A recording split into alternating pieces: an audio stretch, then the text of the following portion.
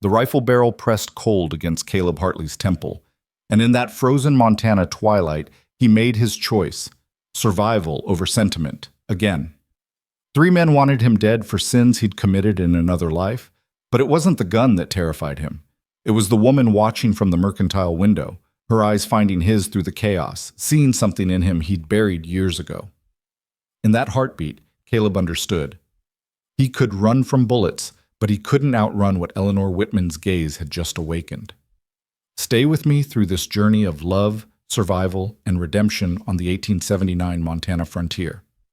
If this story touches you, hit that like button and comment with your city. I want to see how far our tale travels across the world. The fire that took Caleb Hartley's childhood didn't announce itself with mercy or warning.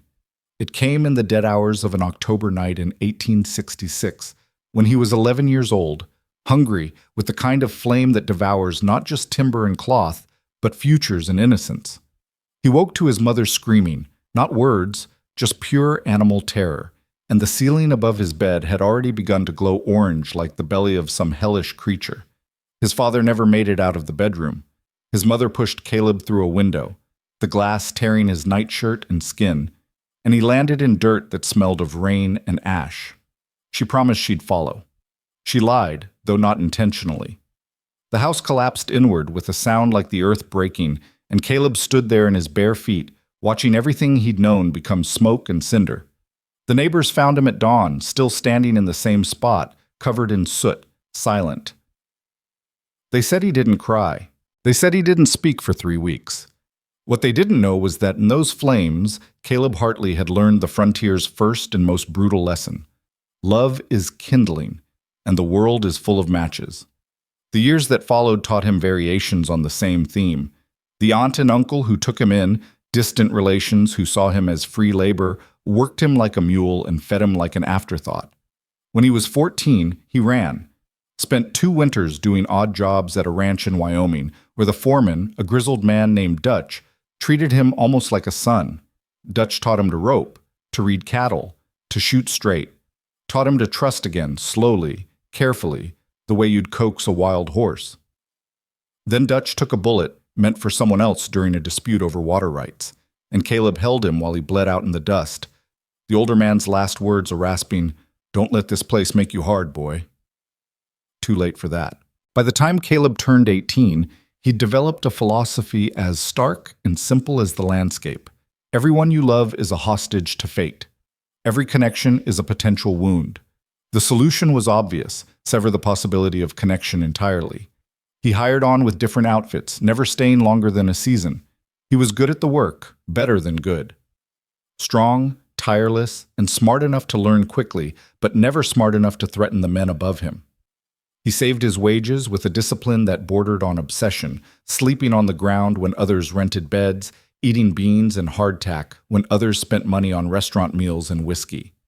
The men he worked alongside called him Cold Caleb, Ghost, the quiet one. He didn't care. Names didn't stick to people who refused to be known.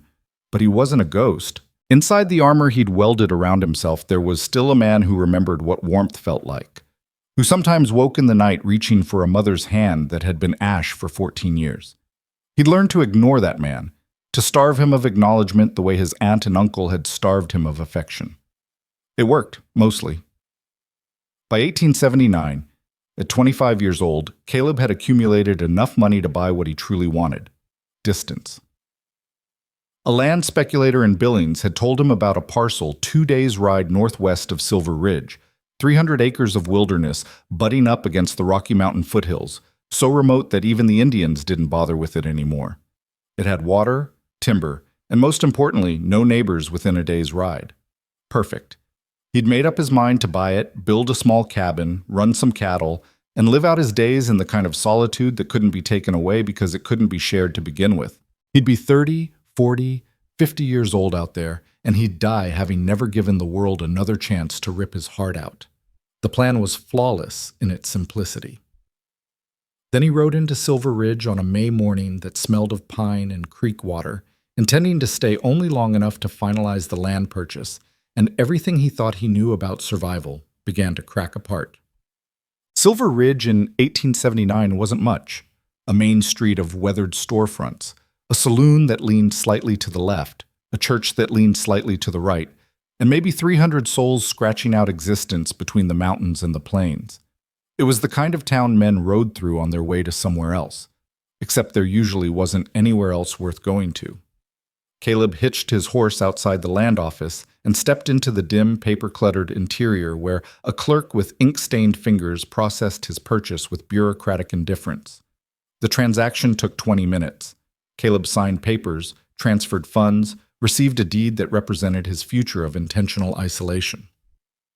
"You know that land's pretty raw," the clerk offered, not looking up. "No structures.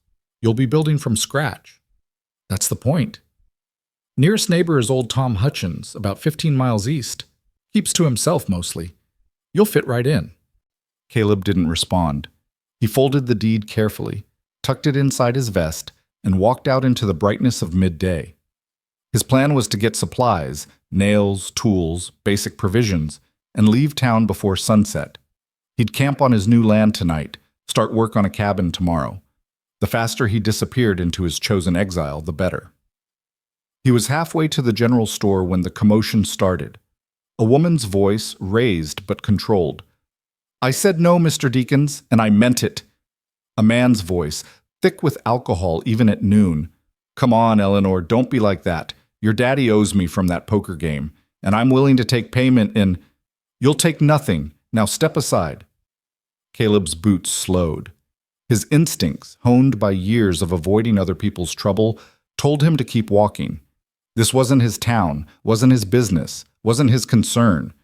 But something in the woman's voice, the steel beneath the courtesy, the refusal to show fear, made him turn his head.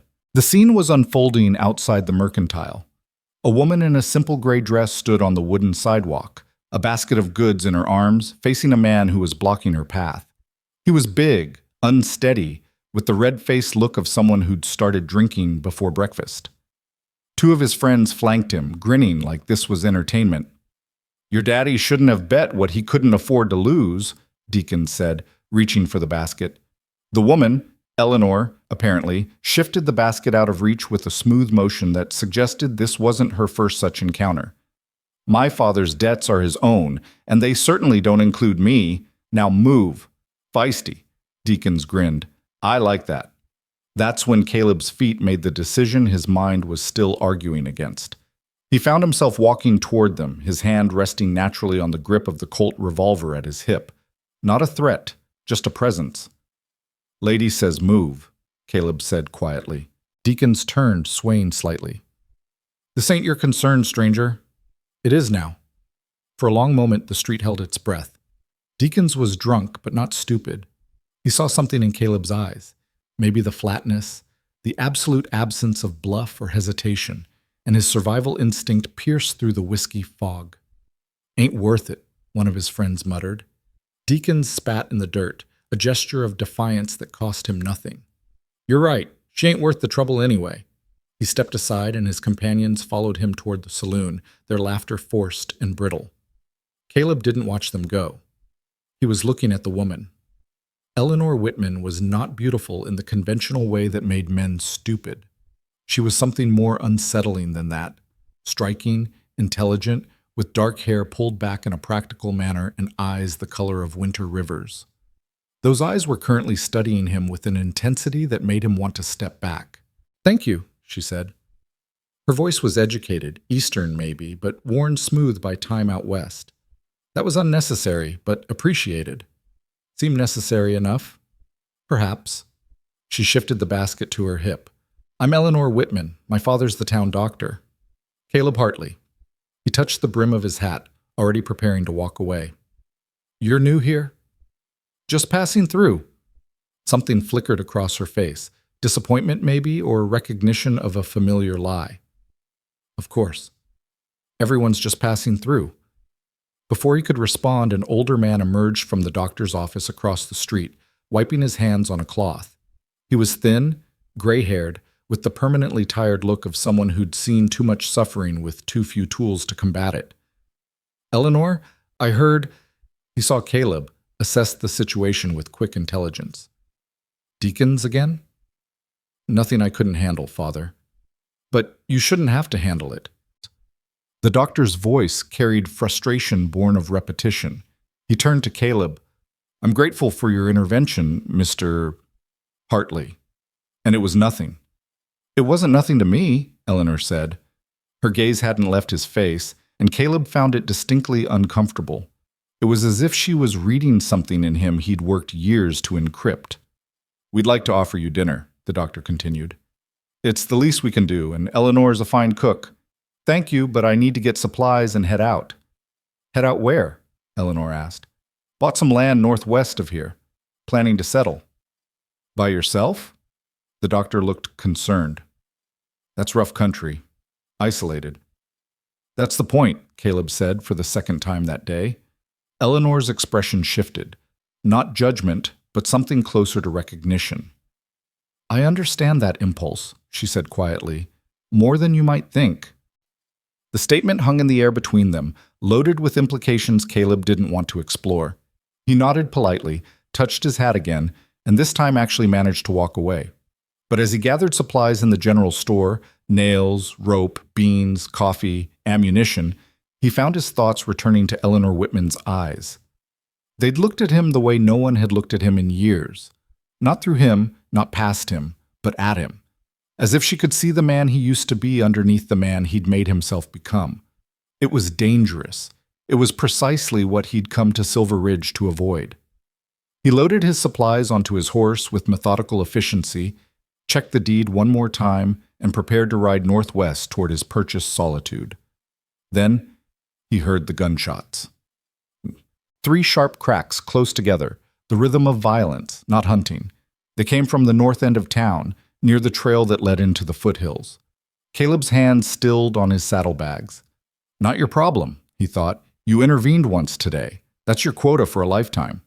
But his body wasn't listening to his carefully constructed philosophy. His body was already moving, swinging into the saddle, urging his horse toward the sound. He found them half a mile out of town, where the road narrowed between pine-covered slopes. 2 men on horseback had a wagon stopped, the driver on the ground, not moving. The wagon's single passenger, a man with a medical bag clutched in his arms, stood with his hands raised. Dr. Whitman. Please, the doctor was saying, take the morphine, take whatever medical supplies you can sell. Just let me... Shut up. The first bandit was young, twitchy, with the desperate look of someone who'd crossed too many lines to go back. His gun was pointed at the doctor's chest. We know you got money. Towns always pay doctors. I have $17. It's in my coat pocket. $17? The second bandit laughed, older, scarred, meaner. You hear that, Clem? $17. He's lying. I'm not... The scarred man fired into the ground near the doctor's feet. Next one goes higher. Caleb had emerged from the tree line without conscious thought. He sat on his horse 30 yards away, perfectly still, evaluating angles and odds with the cold calculation that had kept him alive through years of frontier violence. 2 armed men, both mounted, both focused on the doctor. Neither had noticed him yet. He could still ride away. Should ride away. This wasn't his fight. Dr. Whitman was nothing to him. Eleanor was nothing to him. Silver Ridge was a place he'd been intending to leave permanently in the next 10 minutes. Then he thought of Eleanor's eyes. Not the way they'd looked at him, but the way they'd look if her father didn't come home. He'd seen that look before, in a mirror in the months after the fire. It was a look that hollowed you out from the inside. Damn it. Caleb drew his Colt with his right hand, his rifle with his left, a trick Dutch had taught him, back when he'd believed the world might contain people worth learning from. He urged his horse forward at a walk, making no attempt at stealth. The older bandit heard him first, turning in his saddle with his gun swinging around. Federal Marshal, Caleb lied with absolute conviction. Put down your weapons. It was a gamble. Out here, federal authority was mostly theoretical, but the badge carried weight in desperate men's imaginations. Sometimes the lie was enough. Not today. The young one, Clem, panicked and fired. The bullet went wild, and Caleb's rifle answered, catching Clem in the shoulder and spinning him out of his saddle. The older man was faster, smarter, already moving behind the wagon for cover, but Caleb had expected that. He'd fired low, not to kill, but to disable. The older bandit got one more shot off before Caleb's revolver barked twice. The first shot took the man in the leg. The second shot killed the horse he'd been using for cover, and the animal's collapse trapped him beneath its weight. The whole thing took maybe 10 seconds. In the ringing silence that followed, smoke hung in the air like judgment. Caleb dismounted, keeping both guns ready, and approached the downed men. Clem was conscious, but in shock, clutching his shoulder. The older man was pinned, cursing, his gun out of reach. Dr. Whitman stood frozen, his hand still raised, his face pale. "You all right?" Caleb asked. The doctor nodded, unable to speak. "Your driver?" I think he's just unconscious. They hit him when he tried to reach for something." Caleb checked. The driver had a nasty gash on his head but was breathing steadily. He'd have a hell of a headache, but he'd live. "We need to get the sheriff," Dr. Whitman said, finding his voice. "And I need to treat these men's wounds. Your wagons still work?" "I believe so." "Then get in it. I'll tie these two to their horse and bring them in. You focus on getting yourself and your driver back safe." As the doctor moved to comply, he stopped and looked at Caleb with something approaching awe. "You said you were a federal marshal." "I lied." "Then why?" "Doesn't matter. Let's move before their friends show up." They made it back to Silver Ridge as the sun was beginning its descent toward the mountains. A crowd gathered immediately, the kind of crowd that materializes when violence disrupts the tedium of frontier life. The sheriff, a competent-looking man named Garrett, took custody of the wounded bandits and listened to Dr. Whitman's account with increasing interest. "The Deacons gang," Sheriff Garrett said, studying the older bandit's face. "You got Vernon Deacons himself. There's a $300 bounty on him out of Helena." "Don't want it," Caleb said. "Don't want—" The sheriff looked confused. "Son, $300 is— Give it to the doctor, for whatever charity he thinks needs it." Before Sheriff Garrett could respond, Eleanor pushed through the crowd. She'd heard. Of course she'd heard. In a town this small, news traveled faster than bullets. She went straight to her father, checking him over with professional efficiency despite the tremor in her hands. "I'm fine, Eleanor, I'm fine. Thanks to Mr. Hartley here." Eleanor turned, and when her eyes found Caleb's, there was something in them that made his carefully constructed armor crack just a little bit more. "You saved his life," she said. It wasn't a question. "I slowed down some men who needed slowing." "You did more than that." She stepped closer, close enough that he could see the gold flecks in those winter river eyes. "You could have died." "But I didn't." "Why?" The question was barely a whisper. "You said you were just passing through. You said you were heading to your land. Why did you come back?" Caleb didn't have an answer he was willing to give her. The truth, that he'd thought of how she'd look grieving her father, that some part of him too stubborn to die completely had refused to let that happen, was too revealing, too dangerous. "Heard gunshots," he said instead, "seemed worth checking." Eleanor studied him for a long moment, and Caleb had the unsettling feeling that she knew exactly what he wasn't saying. "Will you stay?" she asked. "For dinner, at least, after what you've done." "I need to tell—" "Please," Dr. Whitman interjected. "Mr. Hartley, I insist. You've saved my life twice in one day, once from those bandits and once from having to tell my daughter I wasn't coming home. The least you can do is let us feed you." Caleb looked at Eleanor, then at the doctor, then at the crowd of townspeople watching with open curiosity. Every instinct screamed at him to decline, to get on his horse, to ride northwest into the wilderness and the safety of solitude. But standing there in the fading Montana sunlight, with Eleanor Whitman's eyes still on his face, he found himself saying, "All right, one dinner." It was the first crack in his foundation, though he didn't know it yet.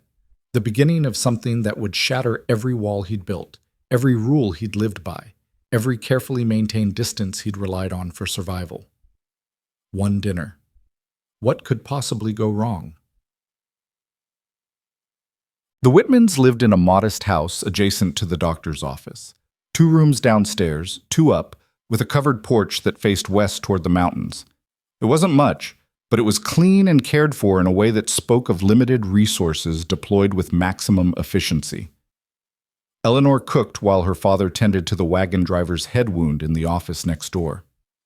Caleb sat at the kitchen table, acutely aware that this was the first time in years he'd been in a real home, with a woman cooking a real meal in a setting that mimicked the normalcy he'd spent a decade avoiding. "I apologize for the humble fare," Eleanor said, working at the stove with practiced movements. "I wasn't expecting company." "It's fine." "Do you cook for yourself, Mr. Hartley?" Caleb. And yes, badly. A small smile touched her lips. "Honesty, that's refreshing." "Is it?" "Out here? Absolutely. Most men I meet lie reflexively about their past, their prospects, their intentions." She glanced at him over her shoulder. "You lied to those bandits about being a marshal, but you told my father the truth immediately after. That's unusual." "Lying to criminals isn't the same as lying to decent people." "And you can tell the difference?" "Usually." She brought 2 plates to the table: chicken, potatoes, carrots, all simple but well prepared. The smell alone made Caleb's mouth water. He couldn't remember the last time he'd eaten something that hadn't come from a can or a campfire. Dr. Whitman joined them as they started eating. He'd changed into a clean shirt and looked more composed than he had on the trail, though his hand still shook slightly when he lifted his fork. "I've been thinking about what happened today," the doctor said. "About what might have happened if you hadn't intervened." "Best not to think about that," Caleb said. "Eleanor would have been alone, in this town, a woman alone." The doctor's voice caught. "Her mother died 3 years ago. Typhoid. She's all I have left." "Father," Eleanor's voice held a note of warning. "I'm just saying Mr. Hartley deserves to understand the magnitude of what he did." Caleb shifted uncomfortably. "I was there. I acted. That's all." "That's not all," Eleanor said quietly. "You've acted twice now, when most men would have walked away. That suggests character. Or stupidity." "Sometimes they look similar," she agreed. "But I don't think you're stupid. Guarded, yes. Closed off, absolutely. But not stupid." Caleb set down his fork. "You don't know anything about me. I know you're alone by choice, not circumstance. I know you've been hurt badly enough that you've bought 300 acres of wilderness to hide in. I know you carry your pain like a weapon to keep people at a distance." She met his eyes without flinching. "Am I wrong?" The silence that followed was suffocating. Dr. Whitman looked between them with growing alarm, clearly wishing he could disappear into the floorboards. "How do you know that?" Caleb finally asked. "Because I recognize the symptoms. I'm a doctor's daughter. I've been reading people's wounds, visible and invisible, since I was 12 years old." She paused. "And because I see some of the same symptoms when I look in the mirror." That stopped him. "You? Why do you think I'm still here? A woman with an Eastern education, nursing and medical training, stuck in a town with 300 people and exactly 0 prospects?" There was no bitterness in her voice, just statement of fact.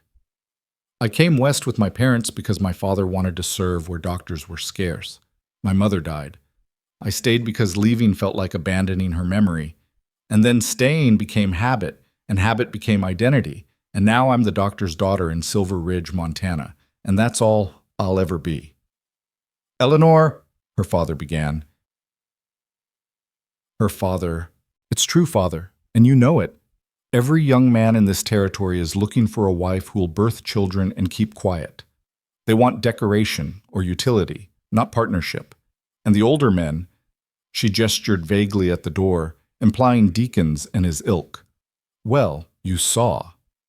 Caleb didn't know what to say to that. The honesty was disarming, almost aggressive in its vulnerability. "So yes," Eleanor continued, "I understand the impulse to isolate, to build walls, to choose loneliness over the risk of more loss. I just choose to do it in a town rather than on 300 empty acres." "At least on 300 empty acres, no one bothers you," Caleb said. "True. But no one sees you either. After a while, when no one sees you, you start to wonder if you exist at all." The words hit harder than Caleb wanted to admit. He'd spent years perfecting invisibility, and Eleanor had just articulated the cost with surgical precision. Dr. Whitman cleared his throat. "Perhaps we should discuss lighter topics." But the moment had passed, and the conversation that followed, about the weather, the town, the prospects for the coming year, felt hollow after what had been said. They finished the meal with careful courtesy, and when Caleb stood to leave, Eleanor walked him to the door while her father discreetly remained in the kitchen. "Thank you again," she said, "for my father, for earlier with deacons, for everything. You don't owe me anything. I know. That's why I want to give you something anyway." She reached into her pocket and pulled out a small leather-bound book. "It's Thoreau, Walden. You might have read it already, but I haven't. It's about a man who goes into the woods to live deliberately, to find himself in solitude. I thought—" She trailed off, looking almost embarrassed. "I thought you might appreciate it during your isolation." Caleb took the book, feeling its weight in his hand. It was worn, clearly read multiple times. "This is yours?" "Was mine. Now it's yours. Consider it payment for services rendered." "I said I don't want payment." "Then consider it a gift from someone who understands." Her eyes held his. "And perhaps, if the solitude becomes too much, if you find yourself in town for supplies or business, you might stop by. Let me know if Thoreau got it right." It was the smallest of invitations, barely an invitation at all, easily declined or ignored. But standing there on the porch with the evening settling cool around them, Caleb found himself unable to give her the clean refusal she deserved. "Maybe," he heard himself say. Her smile was small, sad, and knowing. "Maybe is better than no. Good luck with your land, Caleb Hartley. I hope you find what you're looking for out there." He nodded, turned, and walked to his horse.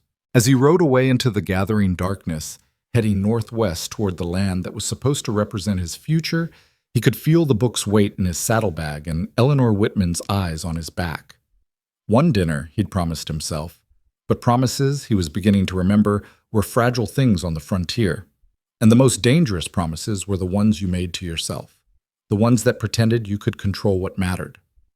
The ride to his land took 2 days through increasingly wild country. Caleb made camp the first night beside a creek that ran clear and cold from snowmelt, cooked beans over a small fire, and tried not to think about Eleanor's question. When no one sees you, you start to wonder if you exist at all. He existed. He was real, solid, here. But lying under the stars that night, surrounded by silence so complete it felt like pressure, Caleb opened the book she'd given him and read by firelight. "I went to the woods because I wished to live deliberately, to front only the essential facts of life, and see if I could not learn what it had to teach, and not, when I came to die, discover that I had not lived." He closed the book and stared at the fire for a long time. By the time he reached his land the next afternoon, the sun was westering and the mountains threw long shadows across the valley he now owned. It was beautiful in a harsh, indifferent way, pines climbing the slopes, a stream cutting through the lower acreage, meadows that would support cattle, rock outcroppings that would provide building stone. Empty, silent. Caleb dismounted and stood looking at 300 acres of purchased isolation. This was supposed to be triumph, the culmination of years of planning and sacrifice, the place where he would finally be safe from the world's capacity for taking what he loved. Instead, he felt the weight of that silence pressing down like earth on a coffin. He made camp, built a fire, started planning where he'd place the cabin, where he'd run fence line, how he'd structure the life he intended to live alone. But that night, lying in his bedroll under stars that felt closer than they should, Caleb dreamed of fire and ash, of his mother's hand slipping from his, of Dutch bleeding out in Wyoming dust, of Eleanor Whitman's eyes asking him questions he didn't want to answer. When he woke before dawn, cold and stiff, the first thought that surfaced was, one dinner wasn't enough. And the second thought, more dangerous than the first, what if she was right? What if surviving isn't the same as living? He pushed both thoughts away, got up, and started work on the cabin that would be his fortress, his sanctuary, his carefully constructed exile from the possibility of loss. But even as he worked, swinging an axe to fell timber for walls, Caleb couldn't quite silence the voice in his head, a voice that sounded unsettlingly like Eleanor's, asking whether he was building a home or just a very elaborate grave. The walls went up slowly, one log at a time, and with each log, Caleb told himself he was making the right choice. that solitude was strength, that isolation was wisdom learned from bitter experience. But at night, when he was too tired to maintain his defenses, he'd find himself holding that worn copy of Thoreau, reading passages that felt less like validation and more like challenge, wondering what Eleanor Whitman was doing in Silver Ridge, whether Deacons was still bothering her, whether her father had recovered from the shock of nearly dying, wondering if she wondered about him at all. He told himself it didn't matter. He told himself he'd made his choice. He told himself a lot of things during those weeks of solitary labor, building his cabin in the wilderness. But late at night, staring at stars through gaps in a roof not yet finished, Caleb Hartley was beginning to suspect that the heart he'd thought was safely dead might still be beating after all. And that terrified him more than any bandit's gun ever could. The cabin took shape over 6 weeks of dawn-to-dusk labor that left Caleb's hands blistered and his body aching in ways that felt almost cleansing. Physical pain was honest, direct, something that could be managed with rest and determination. It was the other kind of pain, the kind that woke him in the pre-dawn hours with Eleanor Whitman's voice echoing in his skull, that he couldn't seem to work away. By mid-July, the structure was sound enough to keep out rain and wind. The roof needed chinking, the door hung crooked, and the single window he'd managed to install looked out toward the mountains with a view that was either inspiring or oppressive depending on his mood. He'd built a corral for his horse, cleared land for a garden he'd probably never plant, and erected the skeletal framework of what his isolated life would become. It should have felt like victory.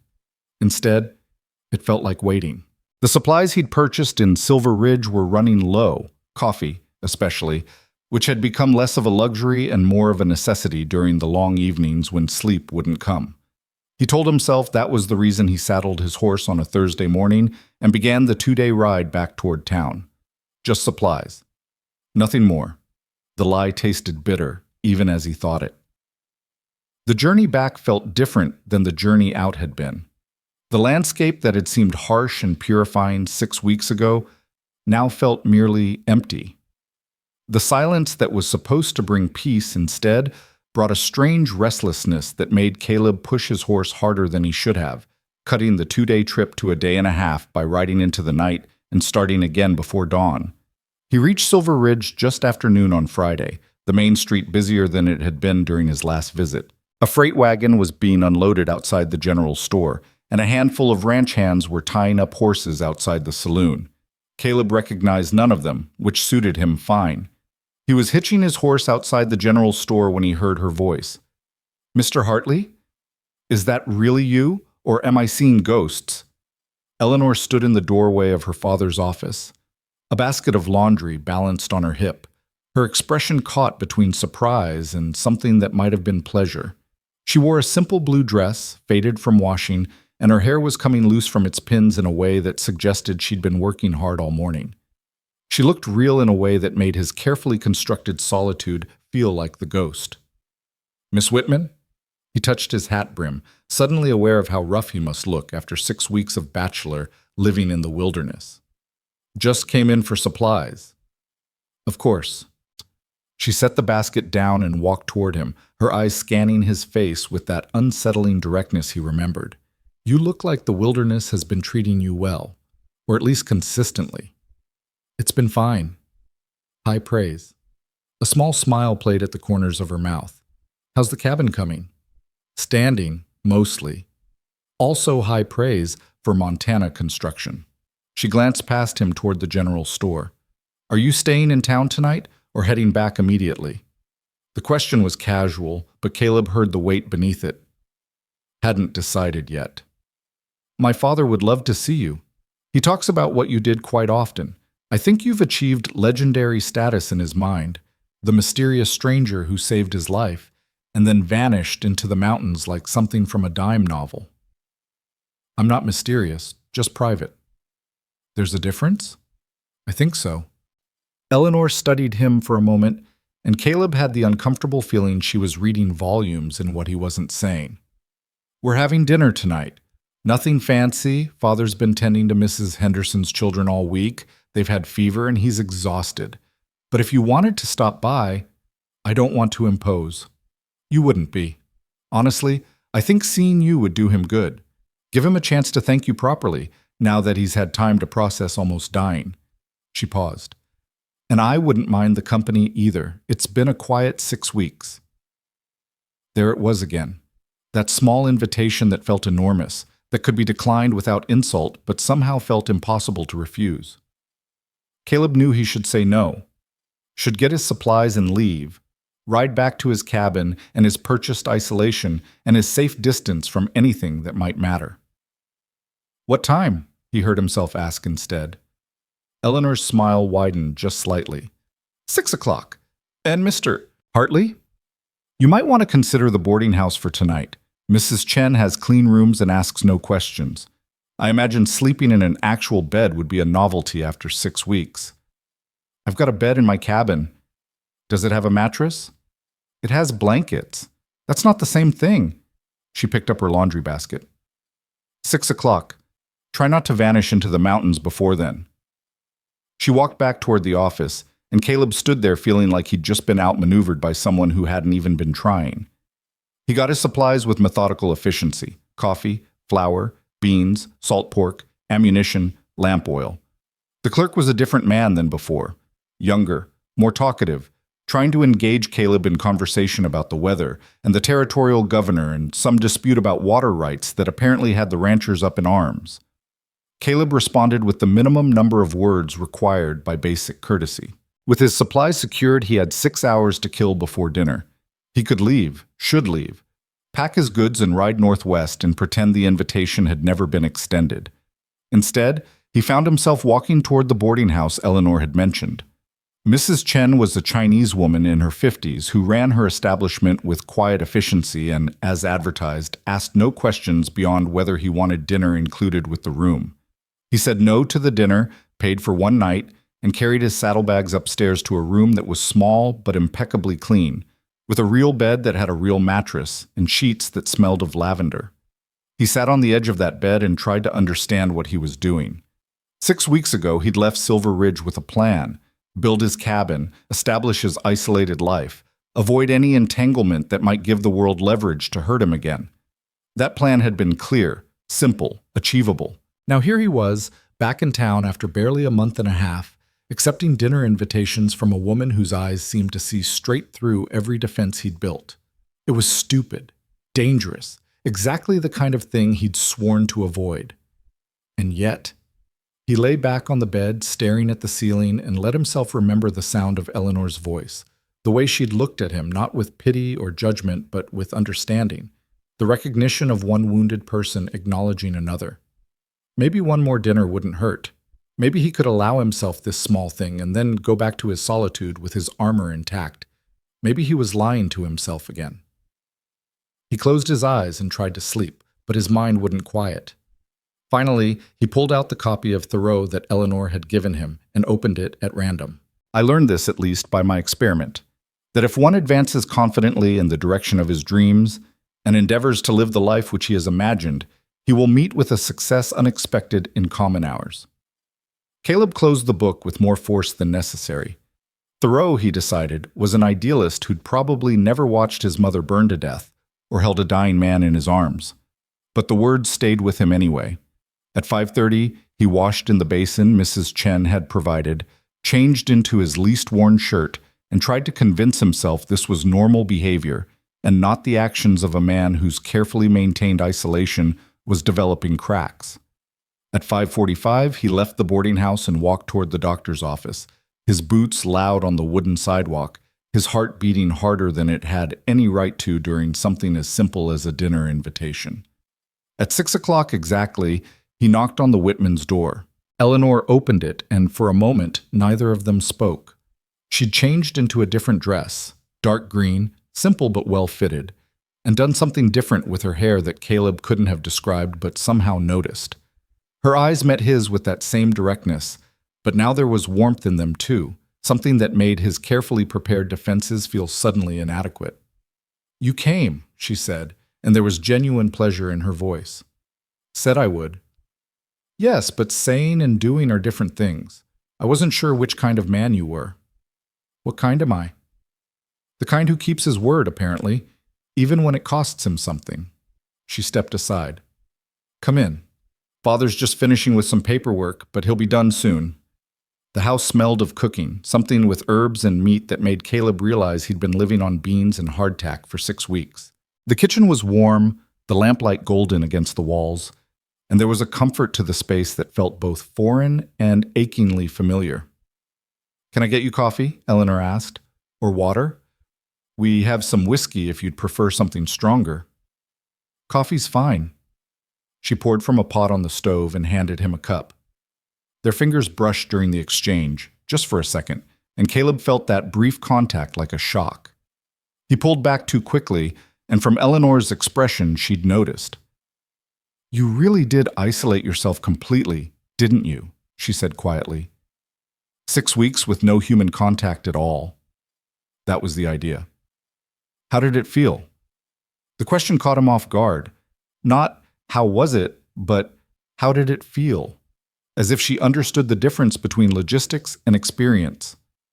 "Quiet," he said after a moment. "Is that what you wanted?" "It's what I thought I wanted." Eleanor nodded slowly, as if he'd just confirmed something she'd suspected. "And now?" Before Caleb could answer, or more likely deflect, Dr. Whitman emerged from the office, his face lighting up when he saw who was in his kitchen.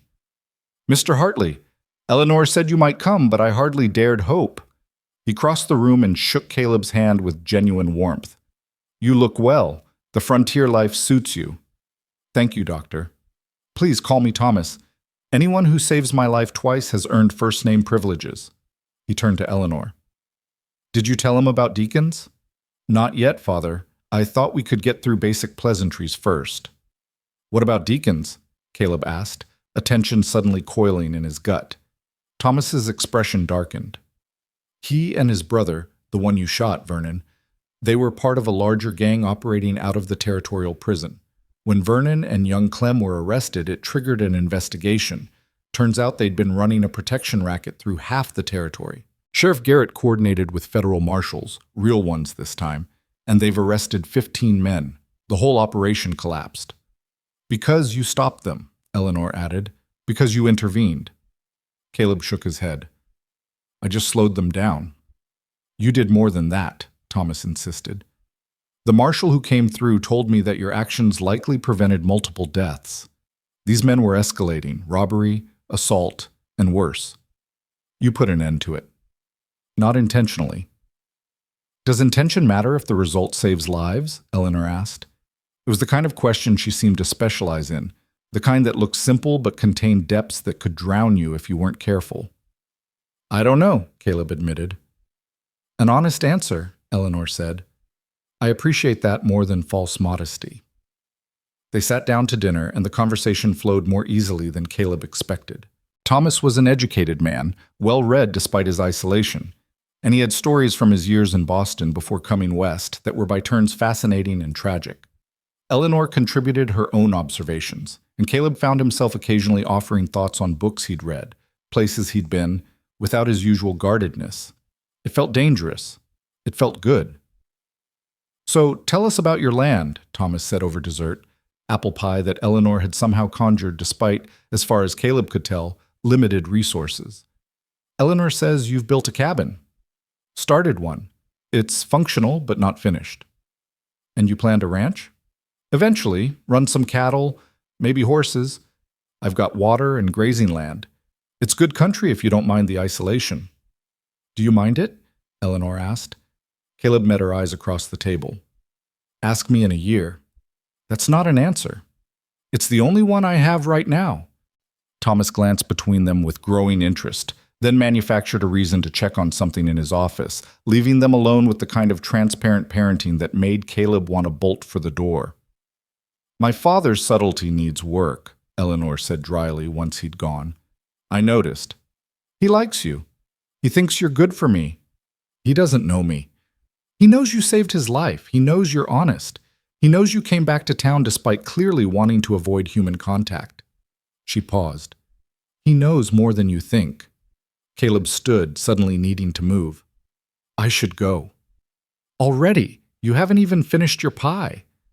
"It's getting late. It's barely 8 o'clock." Eleanor rose as well, moving to block his path to the door, in a way that wasn't aggressive but was definitely intentional. Why do you do that? Do what? Run. Every time a conversation gets close to something real, you find a reason to leave. I'm not running. What do you call it? Being careful. Of what? Her voice was gentle but relentless. What are you so afraid of, Caleb? The use of his first name hit harder than he expected. He'd been Mr. Hartley all evening, and the switch to intimacy felt like a line being crossed. I'm not afraid. Then why did you buy 300 acres of isolation? Why did you spend 6 weeks alone building a cabin you don't seem to want to live in? Why did you come back to town the moment you had an excuse? I needed supplies. The general store in Helena is bigger and cheaper. You rode past it to get here. She took a step closer. You came back because you wanted to, because 6 weeks of solitude taught you something you didn't want to learn. Caleb felt his jaw tighten. You don't know what I learned. Then tell me. Why? So you can analyze it, add it to your collection of wounded people you've diagnosed? The words came out harsher than he'd intended, and he saw Eleanor flinch slightly. But she didn't back down. That's not fair, she said quietly. I'm not trying to fix you. I'm just trying to understand you. Why? Because I recognize something in you, something I see in myself. Her voice dropped to almost a whisper. Because I've spent 3 years in this town building my own kind of isolation, and I know what it costs. And because when I saw you 6 weeks ago, for the first time in a long time, I felt less alone. The confession hung in the air between them, raw and undefended. Caleb knew he should deflect, should find some way to diminish what she'd just shared, should get out the door and back to his safe distance. Instead, he heard himself say, I lost everyone I ever cared about. My parents, my guardian, everyone. The world taught me that attachment is a weakness and love is just another word for future grief. I know. You can't know. You still have your father. And I live in terror every single day that I'll lose him too, that some illness I can't treat or some accident I can't prevent will take him, and I'll be completely alone in a place that's never felt like home. She crossed her arms, not in defense, but as if holding herself together. So yes, I know what it's like to be afraid of losing what you love. The difference is, I haven't let that fear convince me that never loving is safer. Isn't it? No, it's just lonelier. Caleb wanted to argue, wanted to explain that loneliness was a reasonable price for safety, that walls existed for good reasons, that isolation wasn't failure, but strategy. But standing in that warm kitchen with Eleanor Whitman's eyes holding his with unwavering honesty, the arguments felt hollow. I don't know how to do this, he said finally. Do what? Whatever this is. Connection. Trust. Letting someone matter. Neither do I, Eleanor admitted. Not anymore. I've forgotten how to be anything other than the doctor's daughter. The capable one. The one who doesn't need help or companionship or anything that might make me vulnerable. Then we're both broken. We're both scared. She took another step closer. But maybe scared together is better than scared alone. Caleb felt something in his chest crack. Not painfully, but like ice breaking under spring warmth. What are you asking me? I'm asking you to consider that maybe your cabin doesn't have to be a fortress. That maybe you could build a life instead of just a hiding place. She paused, seeming to gather courage. I'm asking if you'd consider staying in Silver Ridge a few more days. Get to know the town. Get to know me. And if you still want to disappear into your 300 acres after that, at least you'll be making an informed choice. It was a reasonable request. Small, even. And absolutely terrifying. What if I hurt you? Caleb asked quietly. What if you don't? What if you hurt me? Then we'll both have learned we're still capable of feeling something real. Eleanor reached out slowly, giving him time to pull away, and touched his hand. Her palm was warm, calloused from work, solid, real. I'm not asking for promises, Caleb. I'm not asking you to stay forever. I'm just asking for a few days, a chance. Caleb looked down at their hands, his larger and rougher, hers small but strong. He thought about his cabin in the wilderness, waiting empty and cold. He thought about 6 weeks of silence that had felt less like peace and more like suffocation. He thought about Eleanor's question, When no one sees you, you start to wonder if you exist at all. He thought about fire and ash and loss and all the reasons he'd built his walls. And then he thought about sitting at this kitchen table, eating pie, talking about books, and feeling something dangerously close to belonging. 3 days, he said. Eleanor's smile was small, but genuine. 3 days is a start. She squeezed his hand once, then let go, and the absence of her touch felt like a cold wind. Thomas returned from his office with theatrical timing, pretending he hadn't been listening from the next room, and insisted Caleb have another piece of pie. They talked until nearly 10 o'clock, about medicine and ranching and the territorial politics that were slowly dragging Montana toward statehood. Caleb found himself relaxing in increments, the armor he'd maintained for so long getting heavier and harder to hold up. When he finally left, Eleanor walked him to the door while Thomas discreetly cleaned the kitchen. "Thank you for staying," she said. "Thank you for convincing me to. Will you come by tomorrow? Father makes rounds in the morning, but I'll be here. I could show you around town properly, introduce you to people." The idea of being introduced to people, of being seen and known and recorded in the collective memory of a community, should have felt like a threat. Instead, it just felt like possibility. "All right," Caleb said. 10 o'clock? I'll be here." He walked back to the boarding house through streets that were mostly dark, a few lit windows showing where people were finishing evening chores or settling children into bed. Normal life, the kind he'd convinced himself he didn't want or need. In his room, he lay on the real mattress with real sheets and stared at the ceiling, his mind churning. 3 days. He'd agreed to 3 days. It didn't mean anything. It was just time.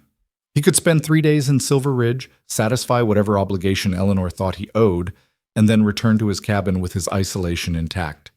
Except he'd seen how Eleanor looked at him, not with pity or desire or any of the simple emotions he could have deflected. She looked at him with recognition, with understanding, like she saw the man beneath the armor and wasn't afraid of what she found there. And the terrifying part was, he was beginning to realize he wanted to be seen. Sleep came slowly, troubled by dreams of fire that morphed into warm kitchens, of walls crumbling into doorways, of isolation transforming into something that looked dangerously like home.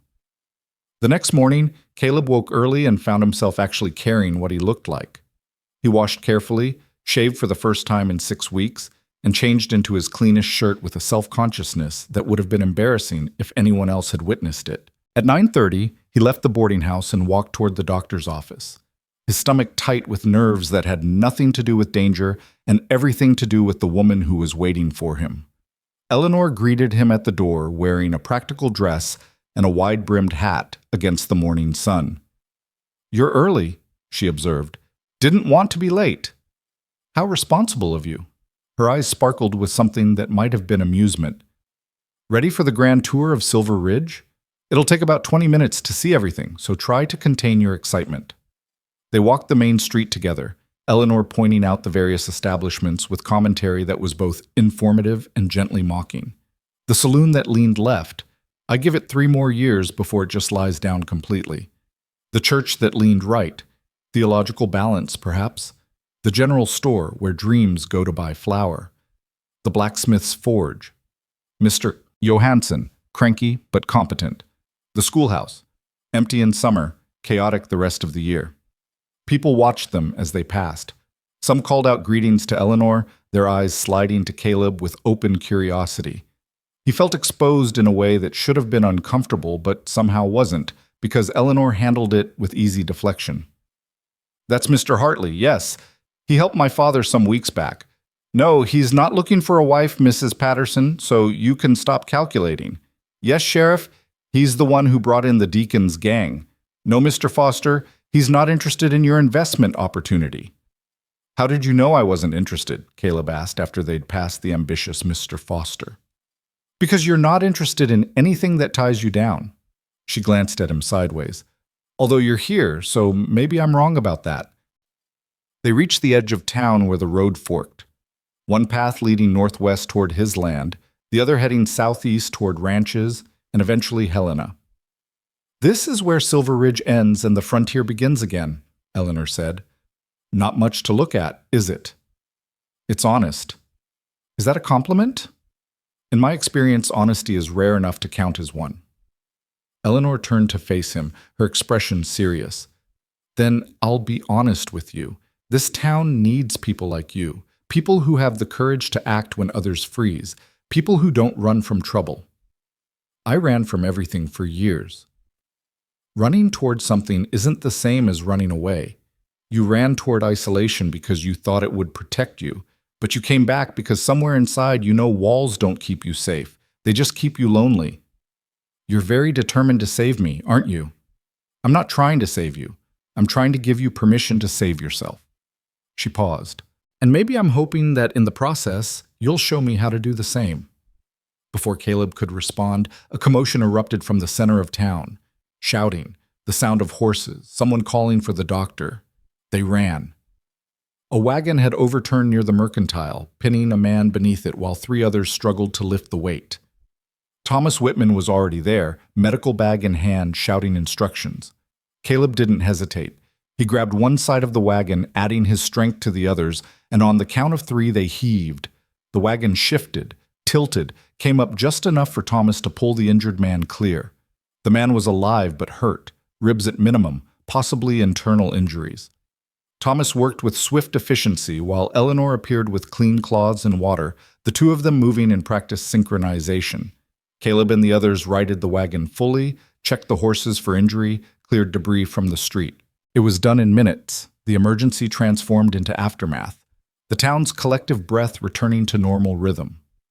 Thomas looked up from his patient. We need to get him to the office. Caleb, can you help carry? They moved the injured man carefully, a rancher named Sullivan who'd apparently hit a rut at the wrong angle and lost control of his load. In the office, Thomas worked while Eleanor assisted, and Caleb stood uselessly in the corner, feeling like he should leave but somehow unable to. An hour later, Sullivan was stable, sedated, sleeping while his body began the work of healing. Thomas washed his hands with thoroughness born of long practice. You were there fast, he said to Caleb, and you knew exactly what to do. Just helped lift a wagon. You helped save a man's life. Again. Thomas dried his hands, his expression thoughtful. You know, this town could use a deputy. Sheriff Garrett mentioned it just last week. Said he's getting too old to handle things alone, and the territory won't fund a second full-time position. But a deputy marshal, volunteer position with small stipend that he could arrange. I'm not a lawman. You're someone who acts when action is needed. That's all a deputy needs to be. I have land, a cabin, 20 miles away. You could work 1 week out of the month, help keep order, make a little money to supplement ranching. Thomas met his eyes. And you'd have a reason to come to town regularly, to be part of a community. Caleb felt the trap closing, gently, almost invisibly, but closing nonetheless. I'll think about it. That's all I ask. Eleanor walked Caleb out while Thomas stayed with his patient. On the porch, she stopped and turned to him. He's right, you know. You'd be good at it. Or I'd get someone killed. You haven't yet. There's always a first time. There's always a first time for everything. First time you save a life. First time you let yourself be part of something. First time you stop running. She reached out and touched his arm, just briefly. You don't have to decide today. You have 2 more days of your 3-day trial. Use them. Caleb looked at her hand on his arm, at her face in the morning light, at the town stretching behind her with all its messy, complicated humanity.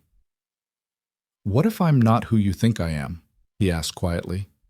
What if you're exactly who I think you are, and that's what scares you? She was too perceptive, too willing to ask the questions that had no easy answers, too determined to see through walls that had taken him years to build. And standing there on that porch, with the sound of the town around them and the mountains rising in the distance, Caleb realized something that felt like vertigo. He didn't want her to stop looking. 2 more days, he said. Eleanor smiled. 2 more days. Those 2 days stretched into something Caleb hadn't experienced since childhood. Time that felt full instead of empty. Hours that passed without the weight of isolation pressing down on his chest. He helped Sheriff Garrett with minor tasks around town, learning the rhythm of a lawman's work without committing to the badge.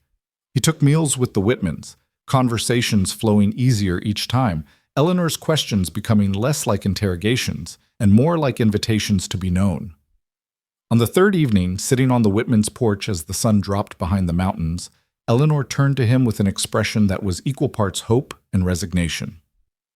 "Your 3 days are up," she said quietly. Caleb had been dreading this moment since he'd agreed to it. The part where he had to choose, the part where staying meant admitting he'd been wrong about needing isolation, and leaving meant proving he was exactly the coward his walls suggested. "They are," he acknowledged. And Thomas had diplomatically found reasons to be inside, leaving them alone with the question hanging between them like smoke. "I should go back to my cabin," Caleb said, the words tasting like ash. "I've got work waiting, fences to build, stock to acquire." Eleanor nodded, her face carefully neutral. "Of course. That was always the plan. But I could come back, once a month maybe. Help the sheriff like your father suggested. Check in." "Check in." Eleanor's voice was flat, like a circuit judge or a traveling merchant. "What do you want me to say?" "I want you to say what you actually feel instead of what you think keeps you safe." She stood, facing him directly. "These 3 days weren't about the town, Caleb. They were about us. About whether you could let yourself be close to someone without running, and you lasted 72 hours before finding an excuse to leave." "It's not an excuse. I have land. A cabin. That's real." "So is this." She gestured between them. "What we've been building here, the conversations, the dinners, the way you look at me when you think I'm not watching, that's real too. But it requires something your cabin doesn't." "What's that?" "Risk. The risk that I might matter, that you might matter to me, that something could grow here that would hurt like hell if you lost it." Caleb felt his jaw tighten. "You knew what I was when we started this." "I knew what you pretended to be. I was hoping to find out who you actually are." Eleanor's eyes were bright, not with tears, but with frustration. "But maybe I was wrong. Maybe the walls are all there is." "That's not fair." "Life isn't fair, Caleb. You of all people should know that, but we still have to choose how we live in it. We can hide from pain, or we can decide that connection is worth the risk. You're choosing to hide." "I'm choosing to survive." "No, you survived years ago. Now you're just choosing not to live." The words hit like a physical blow. Caleb stood, needing distance, needing air, needing anything but the truth Eleanor was forcing him to face. "I should go," he said. "Yes, you should. That's what you do best." Eleanor's voice cracked slightly. "Just promise me one thing." "What?" "When you're out there alone in your cabin, when the silence gets so loud you can't think, ask yourself if you're really safer or just more lonely. And be honest about the answer." Caleb wanted to argue, to defend his choices, to explain that isolation wasn't failure, but wisdom learned from brutal experience. Instead, he just nodded, touched his hat brim, and walked away into the gathering darkness. He collected his things from the boarding house, settled his account with Mrs. Chen, and was saddling his horse outside the stable when Sheriff Garrett appeared out of the shadows. "Heard you're leaving," the older man said, leaning against the stable wall. "Word travels fast." "Small town. Everything travels fast." Garrett pulled out a pipe, began packing it with tobacco. "You know, I've been sheriff here for 12 years, seen a lot of men come through, most of them running from something or toward something, rarely both at the same time. I'm not running." "Didn't say you were. Said most men are." He lit the pipe, the match flare illuminating his weathered face. "But you're different. You're running from ghosts. Problem with ghosts is they follow. Distance doesn't matter to them." "I'm just going back to my land." "Your land, right." Garrett puffed thoughtfully. "Let me tell you something about isolation, son. I tried it once, after my wife died. Built myself a line shack up in the hills, figured I'd live out my days alone. Lasted 3 months before I realized I wasn't honoring her memory. I was dishonoring her life. She'd have hated seeing me waste what she couldn't have anymore. This is different." "Is it?" "Eleanor Whitman is the finest woman in this territory. Smart, capable, sees the world clear. And she sees something in you worth fighting for. Most men would consider that a gift. You're treating it like a curse." Caleb finished tightening the saddle straps, his movements sharp with frustration. You don't know what you're talking about. Maybe not, but I know what regret looks like. And I know that 20 years from now, when you're alone in that cabin, you'll remember this moment. You'll remember walking away from a woman who saw you, really saw you, and decided you were worth the trouble anyway. Garrett paused. Just make sure it's the memory you want to carry.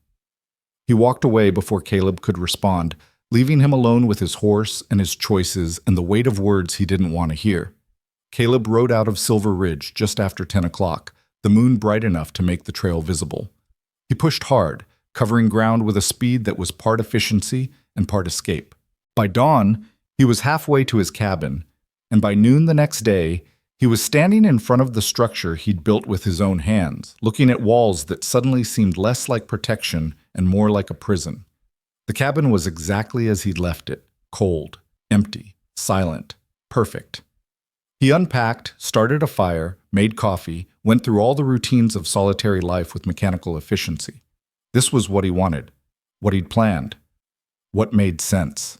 But that night, lying in his blanket-covered bed, staring at the rough ceiling he'd constructed log by log, all Caleb could hear was Eleanor's voice asking if he was really safer or just more lonely. He spent the next week throwing himself into work. He built fences that didn't strictly need building. He cleared land he had no immediate plans to use. He repaired things that weren't broken. Physical labor was supposed to quiet the mind, to exhaust the body into a dreamless sleep. Instead, he found himself replaying conversations. The way Eleanor laughed when he said something unexpectedly dry. The way Thomas told stories with his hands. The easy comfort of sitting in a warm kitchen while rain pattered on the roof outside. The way Eleanor had looked at him on that porch, asking him to choose risk over safety, connection over isolation. He'd chosen wrong. He knew it with a certainty that felt like nausea. But going back would mean admitting it, would mean exposing himself to exactly the kind of pain he'd spent years avoiding, would mean surrendering walls that had kept him functional, if not happy. So he stayed, and the cabin felt emptier each day. 2 weeks after leaving Silver Ridge, Caleb was repairing a section of corral fence when he saw the rider approaching from the southeast. Just one man, moving at a steady pace, no urgency but no hesitation either. Something in Caleb's gut tightened. Years of frontier living had honed his instincts, and those instincts were screaming that this wasn't a social call. He set down his tools, walked to the cabin, and retrieved his rifle. Then he stood on his porch and waited as the rider drew closer, close enough to make out details. 30s, hard-faced, wearing a gun low on his hip in a way that suggested familiarity. Not a rancher, not a merchant, something else. The rider stopped 20 yards out, studying Caleb with eyes that calculated angles and odds. "You Caleb Hartley?" the man called out. "Depends who's asking." "Name's Garrett. No relation to your sheriff friend. I'm looking for the man who shot my brothers." The bottom dropped out of Caleb's stomach. Deacons. Of course it was about the Deacons gang. He'd been naive to think that arresting Vernon and Clem would be the end of it. "Your brothers tried to rob and kill a doctor," Caleb said evenly. "They made their choices. And you made yours. Shot Clem in the shoulder, killed Vernon in custody when he tried to escape." The man's voice was flat, factual. "They were blood. That means something to me. Vernon died in custody? I didn't. Don't matter if you pulled the trigger directly. You started the chain, and now I'm here to finish it." Caleb's mind raced. This man hadn't drawn his gun yet, which meant he wanted something more than a straight kill. Information, maybe. Or a message to send. "You came alone?" Caleb asked. "Didn't need company. You're one man in the middle of nowhere. Figure I can handle that." It was a mistake, arrogance born of confidence. But Caleb didn't feel relief. He felt only the cold certainty that violence was coming, and with it, the potential to hurt people he'd been trying to protect by staying away. "If you're here for revenge, take it," Caleb said quietly.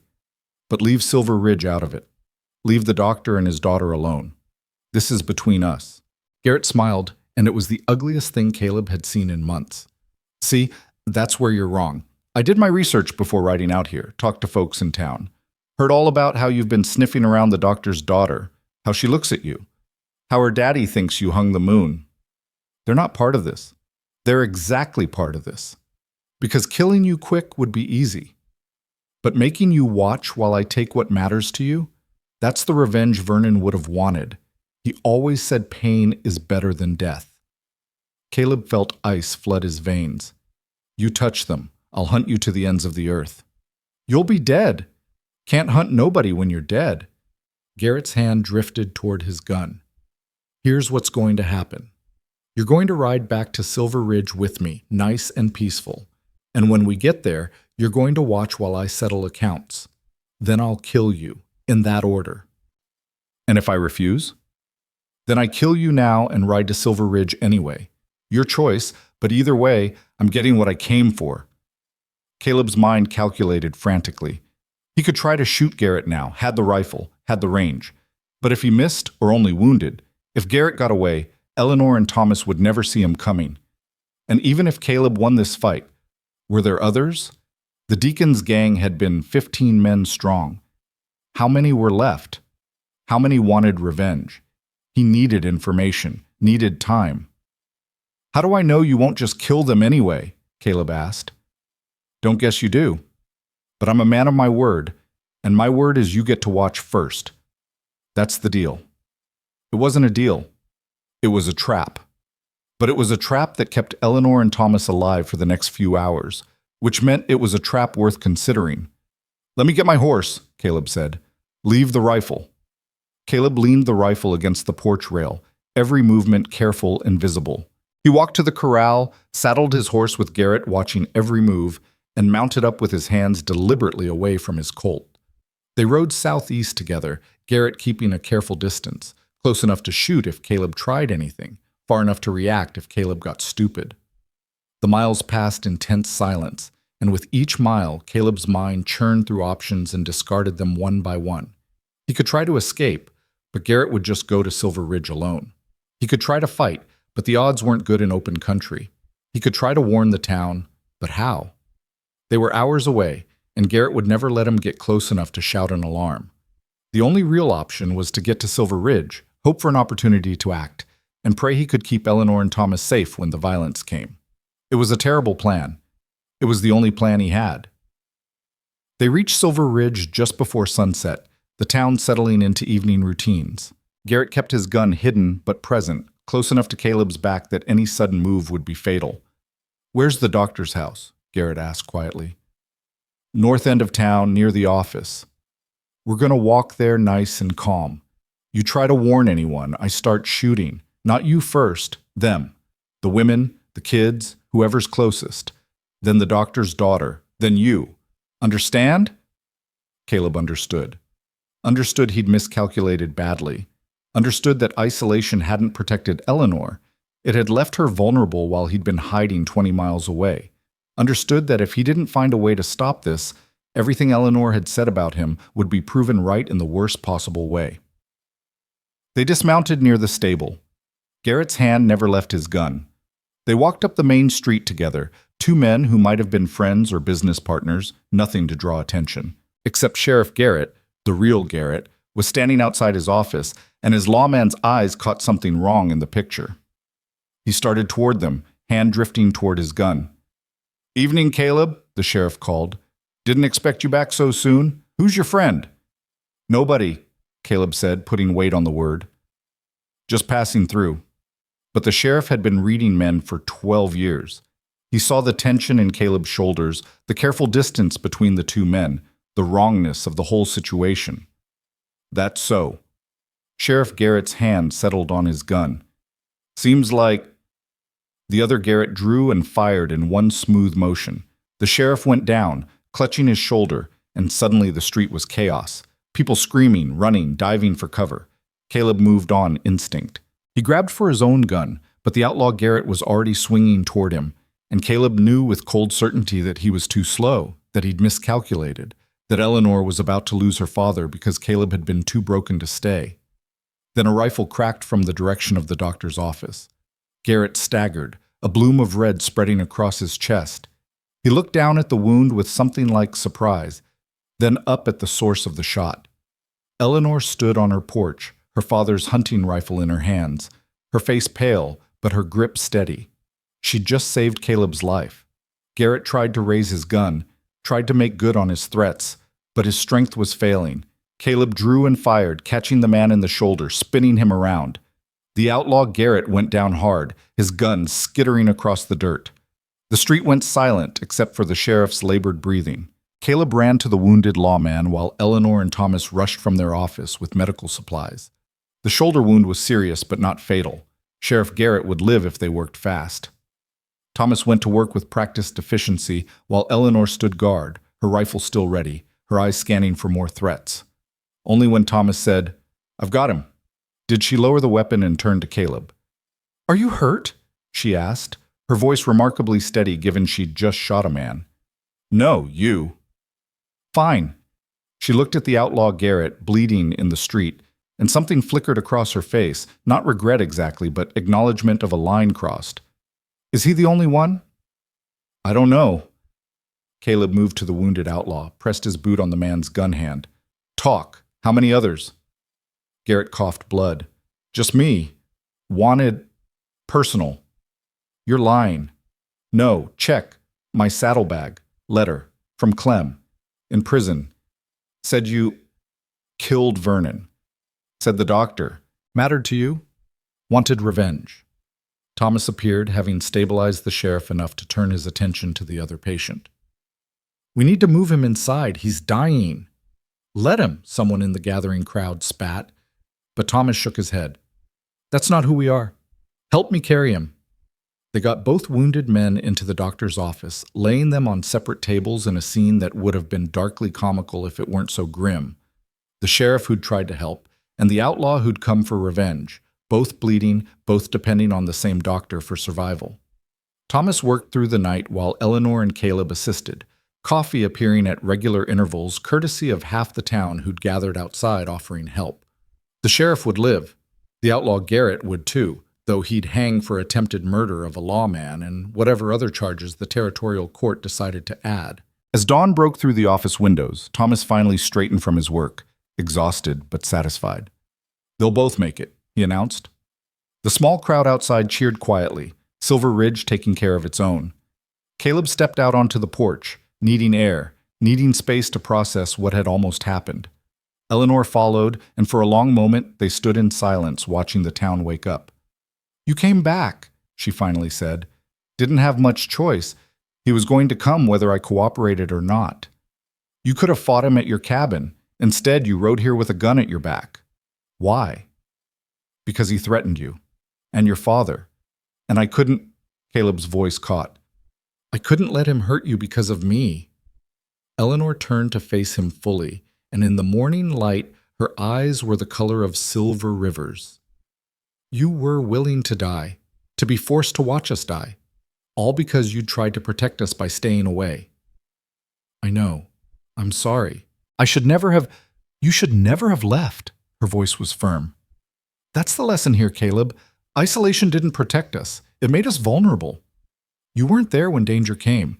If Sheriff Garrett hadn't noticed something wrong, if I hadn't heard the shot and grabbed a rifle, how would this have ended?" Caleb felt the words like a knife. "I know." "Do you? Because you've spent years believing that not loving people keeps them safe. But it doesn't. It just means you're not there when they need you. I was trying. I know what you were trying to do, but good intentions don't stop bullets. Being present does. Caring enough to stand beside someone does." She took a breath, steadying herself. "I shot a man last night. Killed him, probably, if Father can't work another miracle. I've never hurt anyone in my life, but I did it without hesitation because he was going to hurt you. Eleanor, let me finish. I didn't do it because I'm brave. I did it because you matter.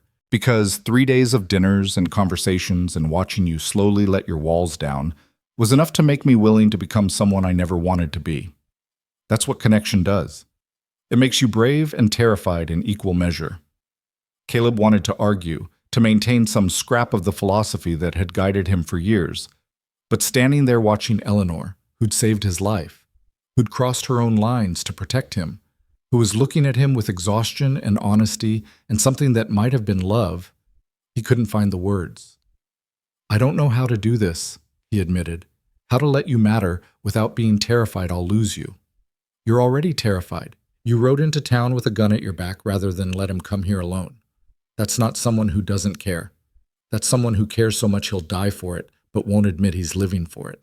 What if I'm not strong enough? Strong enough for what? To love someone? To let someone love you back? Eleanor stepped closer. Caleb, you fought off bandits, you shot outlaws, you built a cabin with your bare hands, you rode into town knowing you'd probably die just to buy us a few more hours of safety. You're strong enough.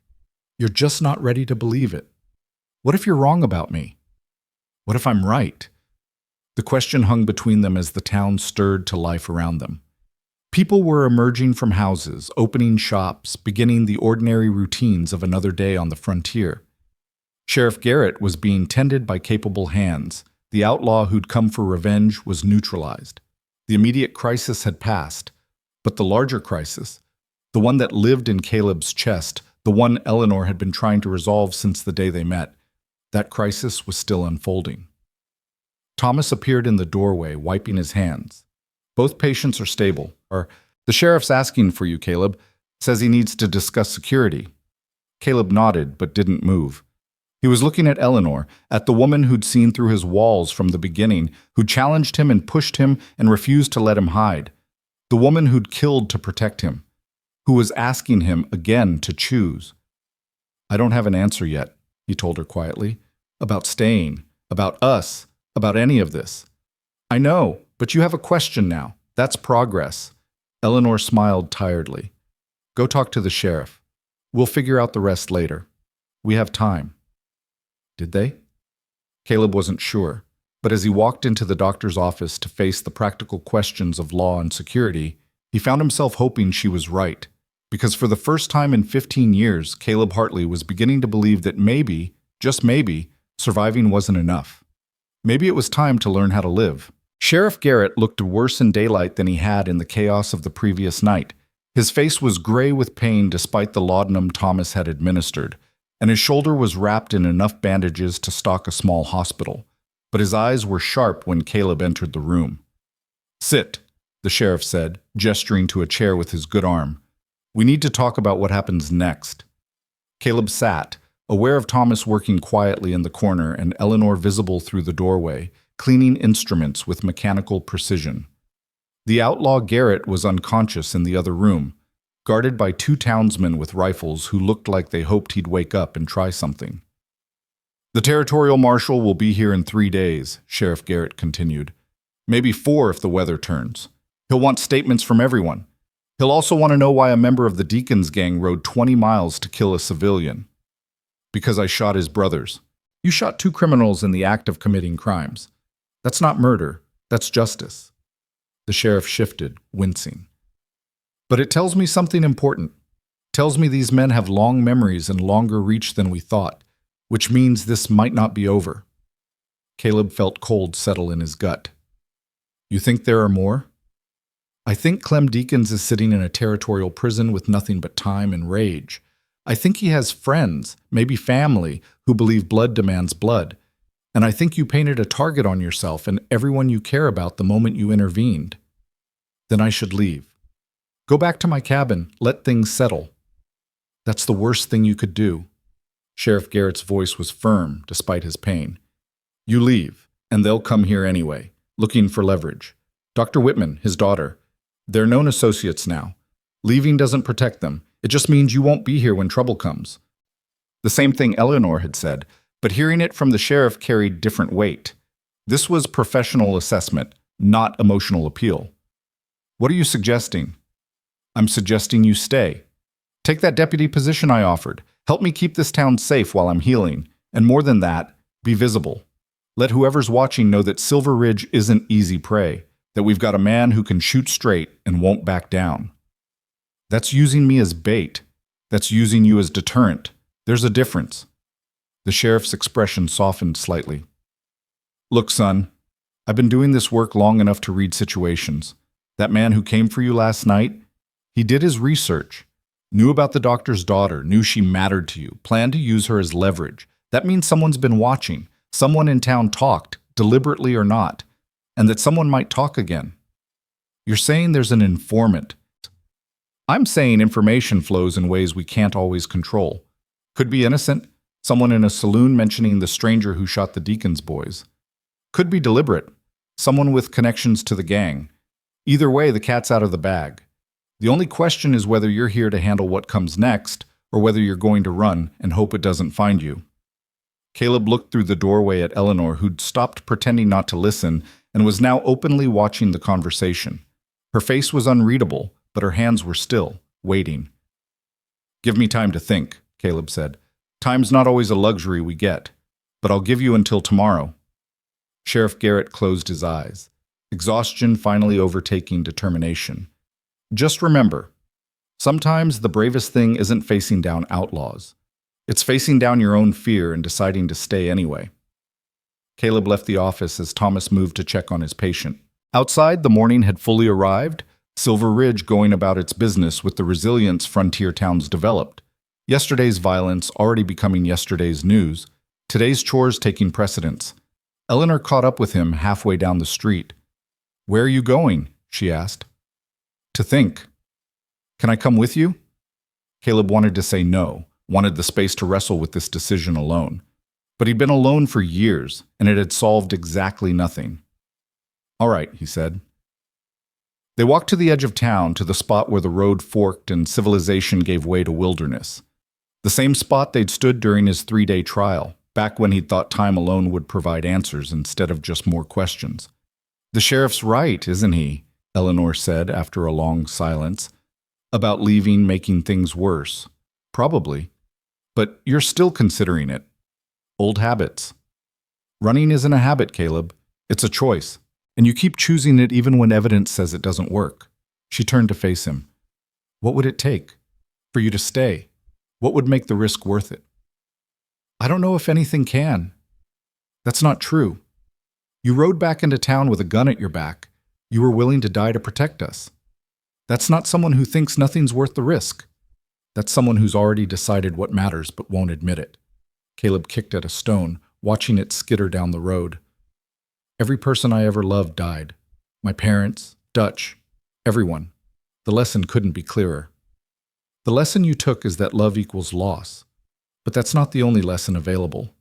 Eleanor's voice was gentle but relentless. "You could learn that love equals meaning, that connection equals purpose, that the time you have with people, however long or short, is what makes life worth living. That's naive." "No, it's hopeful. There's a difference." She paused. "My mother died 3 years ago. Horrible death. Slow, painful. Nothing father could do to stop it. I watched her deteriorate for 6 months, watched her go from a vibrant woman to someone who couldn't recognize her own daughter toward the end. I'm sorry." "Don't be sorry, listen. Because here's what I learned watching her die. She never once regretted loving us. Even in her worst pain, even when she was so far gone she couldn't remember our names, she'd look at Father and me and smile.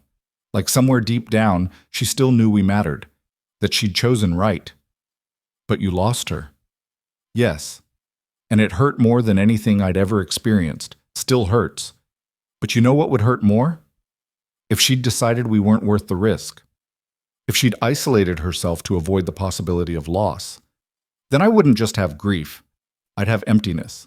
No memories, no love, no proof that I mattered to anyone." Caleb felt something crack in his chest. That same break he'd felt on the Whitman's porch weeks ago, only deeper now.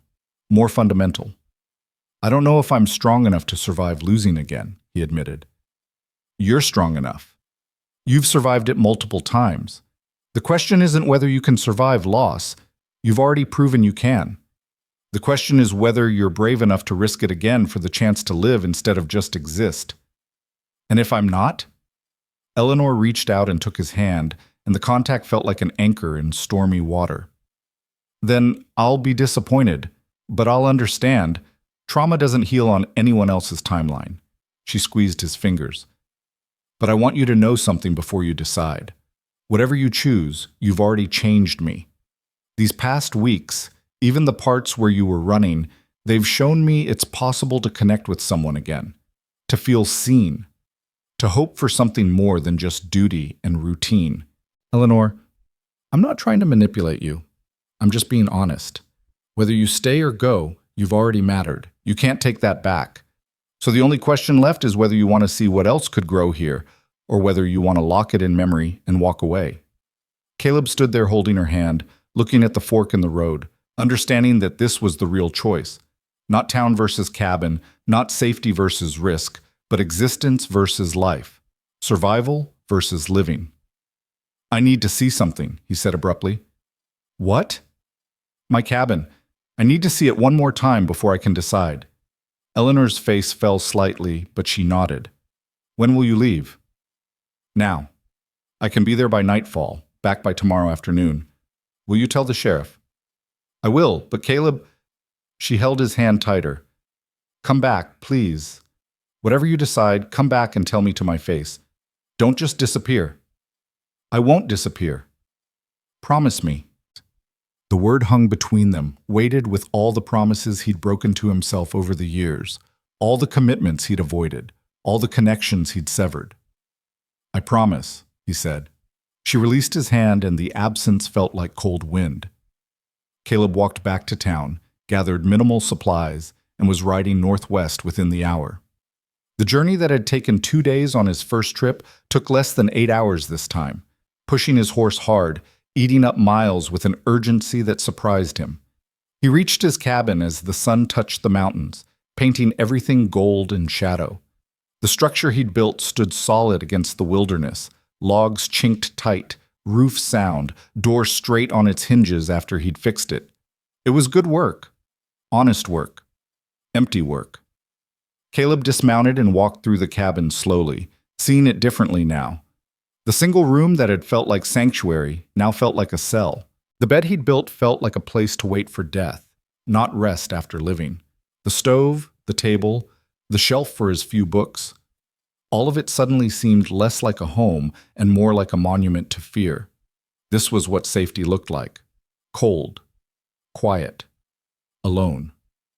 He thought about Eleanor's mother smiling even as she died, still recognizing love beneath the fog of pain. He thought about Sheriff Garrett's words about regret. He thought about Thomas Whitman, who'd come west to serve people, who'd lost his wife but stayed anyway because the work mattered, because the connections mattered.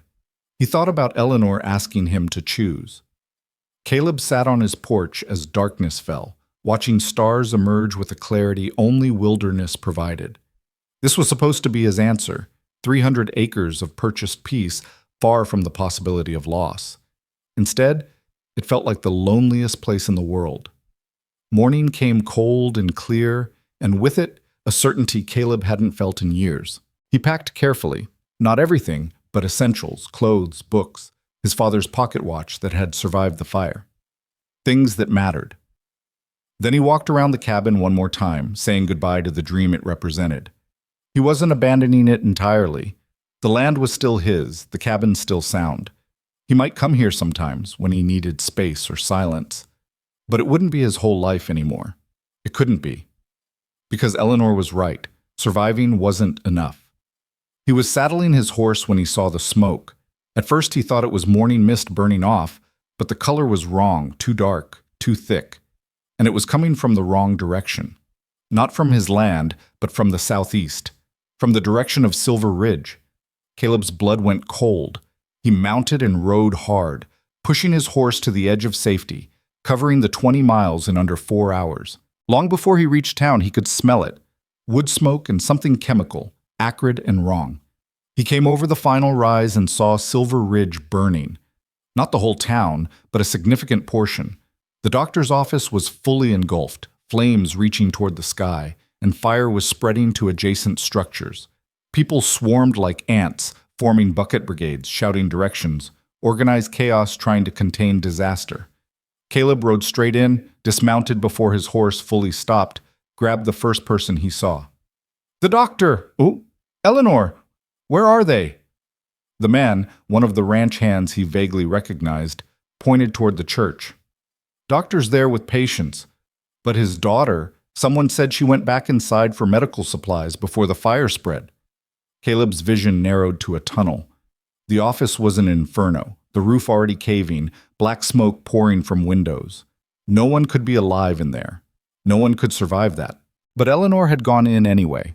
He ran toward the burning building, ignoring shouts telling him to stop, ignoring the heat that hit like a physical wall, ignoring every survival instinct that screamed this was suicide. The front door was blocked by fallen timber. Caleb went around back, found a window not yet fully involved, smashed it with his elbow, and dove through. The interior was hell. Smoke so thick he couldn't see 3 feet. Heat that blistered exposed skin, the roar of flames drowning out thought. He dropped low where the air was marginally better, covering his mouth with his bandana, and crawled forward. "Eleanor!" His voice was lost in the inferno's sound. A crash behind him, part of the roof giving way, sending sparks and burning debris everywhere. The way he'd come in was gone. There was no going back now, only forward or death. He found her in what had been Thomas's examination room, unconscious near an overturned cabinet, a medical bag clutched in her arms. Smoke inhalation, probably, or a blow to the head from falling debris. Alive or dead, he couldn't tell. Caleb grabbed her, slung her over his shoulder in a fireman's carry, and looked for escape. The main room was fully involved now, flames consuming everything. The window he'd entered through was blocked. The doors were death traps. But there was a back door, barely visible through smoke, partially blocked, but maybe, still passable. He lurched toward it, legs burning, lungs screaming for air that wasn't there, Eleanor's weight both precious and crushing. The door was jammed, swollen or blocked, and Caleb hit it with his shoulder once, twice, 3 times, each impact sending agony through his body. It gave. They fell through into blessed air, into hands that grabbed them both, into voices shouting for the doctor, into light that hurt his eyes after the darkness of smoke. Someone was pouring water over him. Someone else was taking Eleanor, laying her on the ground, checking for breathing. Caleb tried to get up, tried to see if she was alive, but his legs wouldn't support him. Thomas appeared, his face streaked with soot and tears, dropping to his knees beside his daughter. "She's breathing," someone said. "Weak, but breathing." Thomas worked with shaking hands, clearing her airway, checking for injuries, his doctor's training overriding his father's panic. Caleb watched from where he'd collapsed, unable to move, barely able to breathe, his entire body shaking with exhaustion and shock and terror. Eleanor coughed, then coughed again, harder, her body convulsing as her lungs tried to expel smoke. Her eyes opened, unfocused, and found her father's face. "The supplies," she rasped. "I got the supplies." "You fool," Thomas said, and it was the most loving condemnation Caleb had ever heard. "You beautiful, brave, idiotic fool." Her eyes shifted, found Caleb.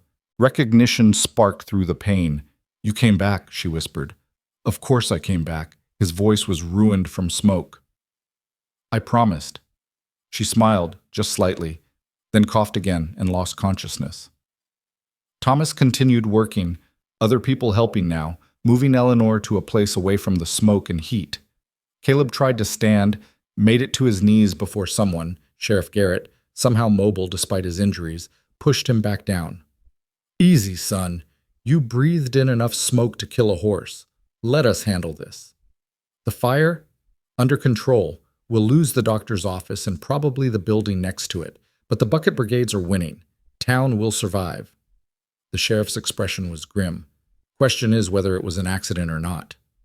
"Not," Caleb said with certainty. "Too convenient. Too well-timed." "That's what I thought, too." Sheriff Garrett looked toward where townsmen were still fighting the flames.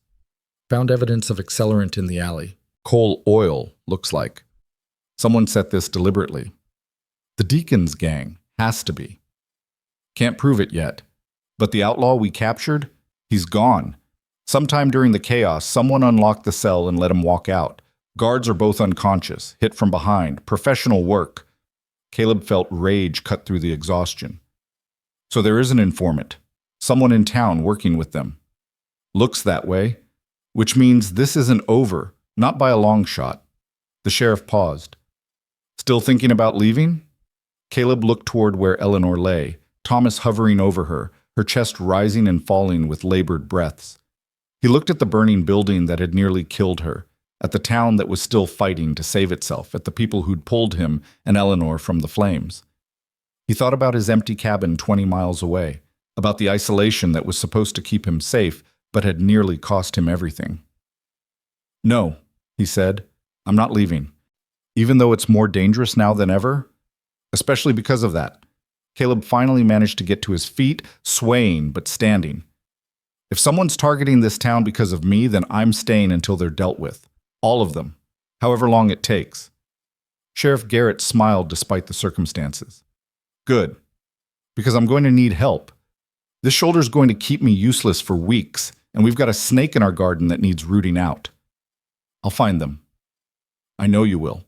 Question is whether you're doing it just for revenge or for something more." Caleb didn't answer. He walked to where Eleanor was being tended, dropped to his knees beside her, and took her hand. Her eyes opened again, clearer this time, and she squeezed his fingers weakly. "You look terrible," she whispered. "You look beautiful." Liar. But she was smiling. "The cabin? Still standing, still mine, but I'm not living there." He paused. "If the offer's still open, the deputy position, staying in town, being part of this?" "The offer's open.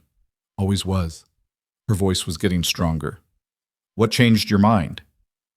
"I saw what safe looked like, and then I saw you go into a burning building for medical supplies you probably couldn't even use. And I realized that you were right. Courage isn't avoiding risk. It's deciding what's worth risking everything for." Eleanor's eyes filled with tears that had nothing to do with smoke. And you're worth it. Your father's worth it. This town's worth it.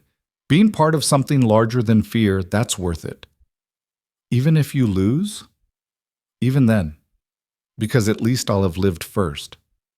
He brought her hand to his lips, kissed her knuckles gently. "You asked me once what it would take to make the risk worth it. The answer is you. It's always been you." Thomas cleared his throat. "As touching as this is, my daughter needs rest and you need treatment for smoke inhalation and burns. Romance can resume after you're both not in danger of dying." But he was smiling, and when his eyes met Caleb's, there was approval there. "Welcome." They moved Eleanor to the church where other injured were being tended. Caleb refused treatment until after, keeping watch while Thomas worked. The fire was finally contained as night fell, the doctor's office reduced to smoking ruins, but the rest of town saved through the collective effort of people who refused to lose their home. As exhausted townspeople finally stopped working and started collapsing where they stood, as the immediate crisis faded into exhausted aftermath, Sheriff Garrett called a meeting in the church. "We have an enemy," he said bluntly. "Someone working with the Deacons gang, someone in this town who set that fire and freed a prisoner, someone who's trying to destroy us from within." The crowd murmured, fear and anger mixing. "But we also have something they don't," the sheriff continued. "We have each other.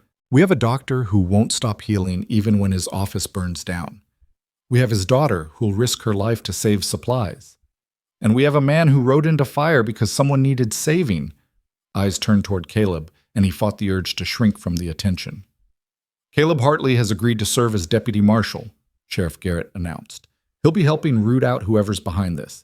And I'm asking each of you, if you know anything, see anything, hear anything, you tell him or me immediately. We're in this together, and together is how we'll survive." The meeting dissolved into smaller conversations, plans for rebuilding, for increased vigilance, for the practical matters of frontier survival. Caleb found himself shaking hands, accepting thanks, being welcomed into a community he'd spent years avoiding. It was overwhelming. It was terrifying. It was exactly what he needed. Later, sitting beside Eleanor's cot as she slept, Thomas approached and sat down with the weariness of a man who'd aged a decade in one day. "Thank you," the doctor said simply, "for saving her. She saved me first, multiple times. I suppose you're even then." Thomas was quiet for a moment. "Are you sure about staying? This is more dangerous now than before." "Whoever's targeting us, they'll target you especially." "I'm sure. Not because I'm not scared, but because running doesn't work. I've tried it for years. All it did was leave me alone. And now? Now I have a reason to stand and fight." Caleb looked at Eleanor's sleeping face, peaceful despite the trauma. Turns out there are things worth dying for, which means there are things worth living for, too. Thomas smiled, and for the first time since Caleb had met him, the doctor looked genuinely at peace despite everything. My wife would have liked you. She always said the best people are the ones who've been broken and learned to heal wrong, then had to break themselves again to heal right. Did she learn that from experience? She did, and she was the strongest person I ever knew. Thomas stood, patted Caleb's shoulder. Get some rest. Tomorrow we start rebuilding. All of us. Everything that was lost. Caleb nodded but didn't move. He stayed beside Eleanor through the night, keeping watch, thinking about cabins and choices and the strange courage it took to stay instead of run. Just before dawn, Eleanor stirred, her eyes opening to find him still there.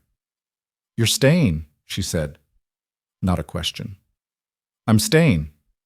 Even though it's harder than leaving?" "Especially because of that." She smiled, and in that smile, Caleb saw his future.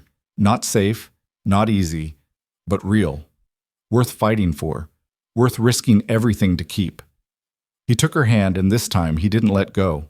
The morning after this fire brought a clarity that had nothing to do with the smoke-scrubbed sky. Caleb stood in the ruins of the doctor's office, Thomas beside him, both men surveying the destruction with the practiced eye of people who'd learned that rebuilding was just another frontier skill. 15 years of medical records, Thomas said quietly. Treatment notes, patient histories, research observations. All gone. What you know is still here. Caleb tapped his own temple. The rest can be rebuilt. Can it? I'm not a young man anymore, Caleb. Starting over at my age. Thomas trailed off, and for the first time, Caleb heard defeat in his voice. You're not starting over, you're continuing. There's a difference. Caleb kicked at a charred beam. This building is gone, but your work isn't. Those people you saved yesterday, they're still alive because of you. That doesn't burn. Thomas looked at him with something approaching wonder. When did you become an optimist? I'm not. I'm just borrowing Eleanor's perspective until I develop my own. Caleb paused. She'd tell you that the building was never the point. The healing was. And you can do that anywhere. She would say that, wouldn't she? Thomas smiled despite the ruins surrounding them. My daughter has always been wiser than her years. I wonder where she gets it. Not from her father, apparently, since you're standing here feeling sorry for yourself instead of planning where we'll build the new office. The words were harsh, but Thomas laughed, a real laugh that cut through the morning's heaviness. You're right. You're absolutely right. He straightened, his doctor's spine returning. We'll need space quickly. Mrs. Chen mentioned her boarding house has an unused back room. Not ideal, but it would work temporarily. And long term? There's that empty lot next to the mercantile.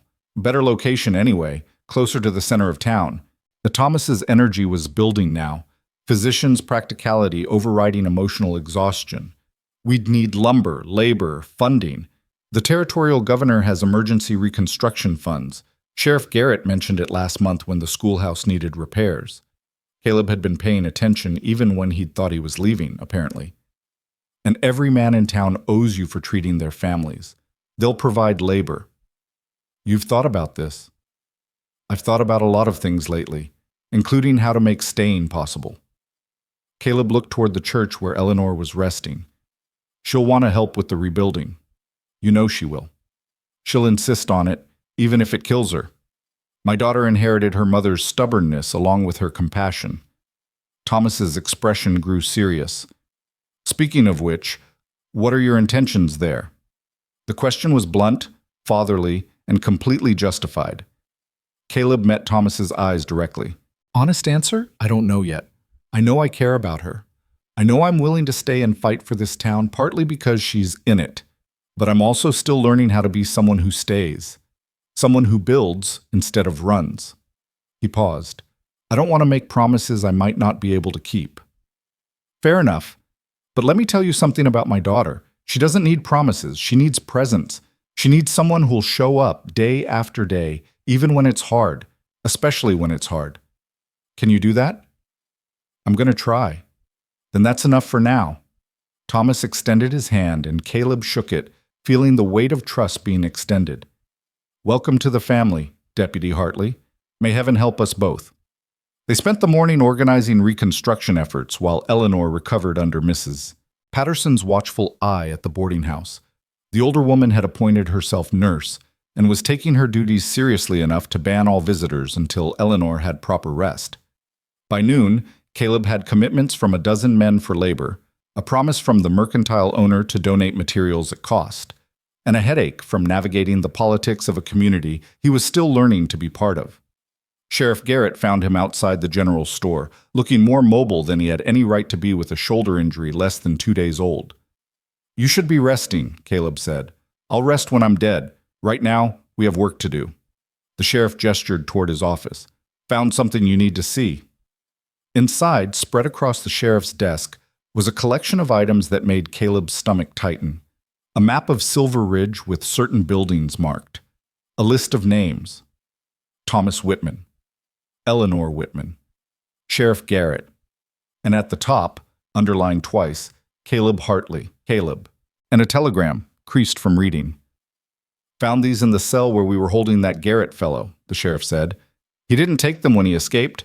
Either forgot in the chaos, or they weren't important once he was free." Caleb studied the map. The doctor's office was marked with an X. So was the sheriff's office, the church, and 3 residences including the boarding house where Eleanor was currently staying. "They're planning something bigger," Caleb said. "That's my read too. The fire was just the opening move. They wanted to create chaos, test our response, see how we handle crisis." Sheriff Garrett pointed to the telegram. "Read it." The message was brief and chilling. "Primary target confirmed. Secondary assets identified. Proceed with escalation. Await signal for final action." "When was this sent?" Caleb asked. 3 days before the fire, which means someone's been watching us for at least a week, maybe longer. Someone close enough to identify secondary assets, which I'm guessing means people you care about. Eleanor and Thomas. Among others, but yes, they're clearly primary targets because of their connection to you. The sheriff sat down carefully, favoring his injured shoulder. "Here's what I think is happening. Clem Deakins is in prison, but he's got resources outside. Family, gang members, people who owe him.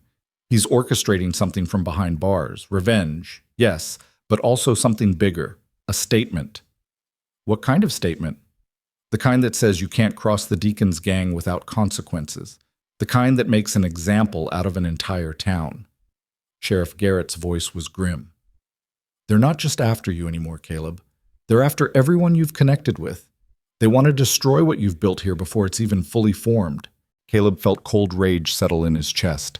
Not the hot, impulsive kind, but the cold, calculating kind that made men dangerous. "Then we need to move first." "Agreed. Question is how. We don't know who the informant is. Could be anyone, someone who seems trustworthy, someone who's been here for years. Until we know who's feeding information to the gang, every plan we make is compromised. So we make a plan they'll want to report, and we watch to see who reports it." The sheriff smiled slowly. "You've got a devious mind, deputy. I like it. What did you have in mind?" They spent the next hour crafting a trap. The plan was simple in concept, but required precise execution. They would spread word that Caleb was riding out to his cabin to retrieve something valuable, papers, money, something worth protecting. They'd make sure the information reached multiple people through seemingly casual conversation. Then they'd watch to see who tried to pass that information along and to whom. "It's risky," Sheriff Garrett said. "If they take the bait, you'll be the target. Again. I'm already the target. At least this way I'm the target on my terms." Caleb looked at the map again, at all those marked locations. "And it draws them away from town, away from Eleanor and Thomas. You care about her that much?" "Apparently I do." The sheriff nodded slowly. "Then let's make this work, because if we fail, it won't just be you who pays the price." They put the plan into motion that afternoon. Caleb made a show of preparing for the ride to his cabin, mentioning to the blacksmith that he needed his horse reshod for rough country. Told the mercantile owner he'd be back in 3 days with furs to trade. Mentioned to Mrs. Chen in Eleanor's hearing that he had important documents at his cabin that needed retrieving. Each conversation was carefully staged to seem natural while ensuring the information would spread. In a town the size of Silver Ridge, gossip was currency, and news of the deputy marshal's movements would circulate within hours. Then came the hard part, telling Eleanor what he was doing. She was sitting up when he finally got past Mrs. Patterson's guard, her color better, but her eyes still shadowed with exhaustion. The moment she saw his face, she knew something was wrong. "You're leaving again," she said flatly. "For 3 days. Maybe 4. "Why?" He told her. The telegram, the map, the plan to draw out the informant. He didn't sugarcoat the danger or pretend it was anything other than what it was, bait, with him as the lure. Eleanor listened in silence, her expression growing progressively darker. When he finished, she was quiet for a long moment before speaking. "So your brilliant plan is to make yourself a target, ride out alone, and hope whoever's trying to kill you takes the opportunity to try again?" "Essentially, yes." "That's the stupidest thing I've ever heard." "Probably. But it draws them away from you, from your father, from everyone else they've marked on that map. And if they kill you, then at least you'll be safe." Eleanor closed her eyes, and when she opened them again, there were tears. "Do you hear yourself? You finally decide to stay, to be part of something, to let people matter. And your first instinct is still to sacrifice yourself to keep us safe. That's not love, Caleb. That's martyrdom with better intentions. What would you have me do? Wait here while they burn down the town building by building, while they target you and your father because I matter to you? I'd have you trust that we're strong enough to fight beside you instead of being protected from a distance." Her voice shook with frustration and fear.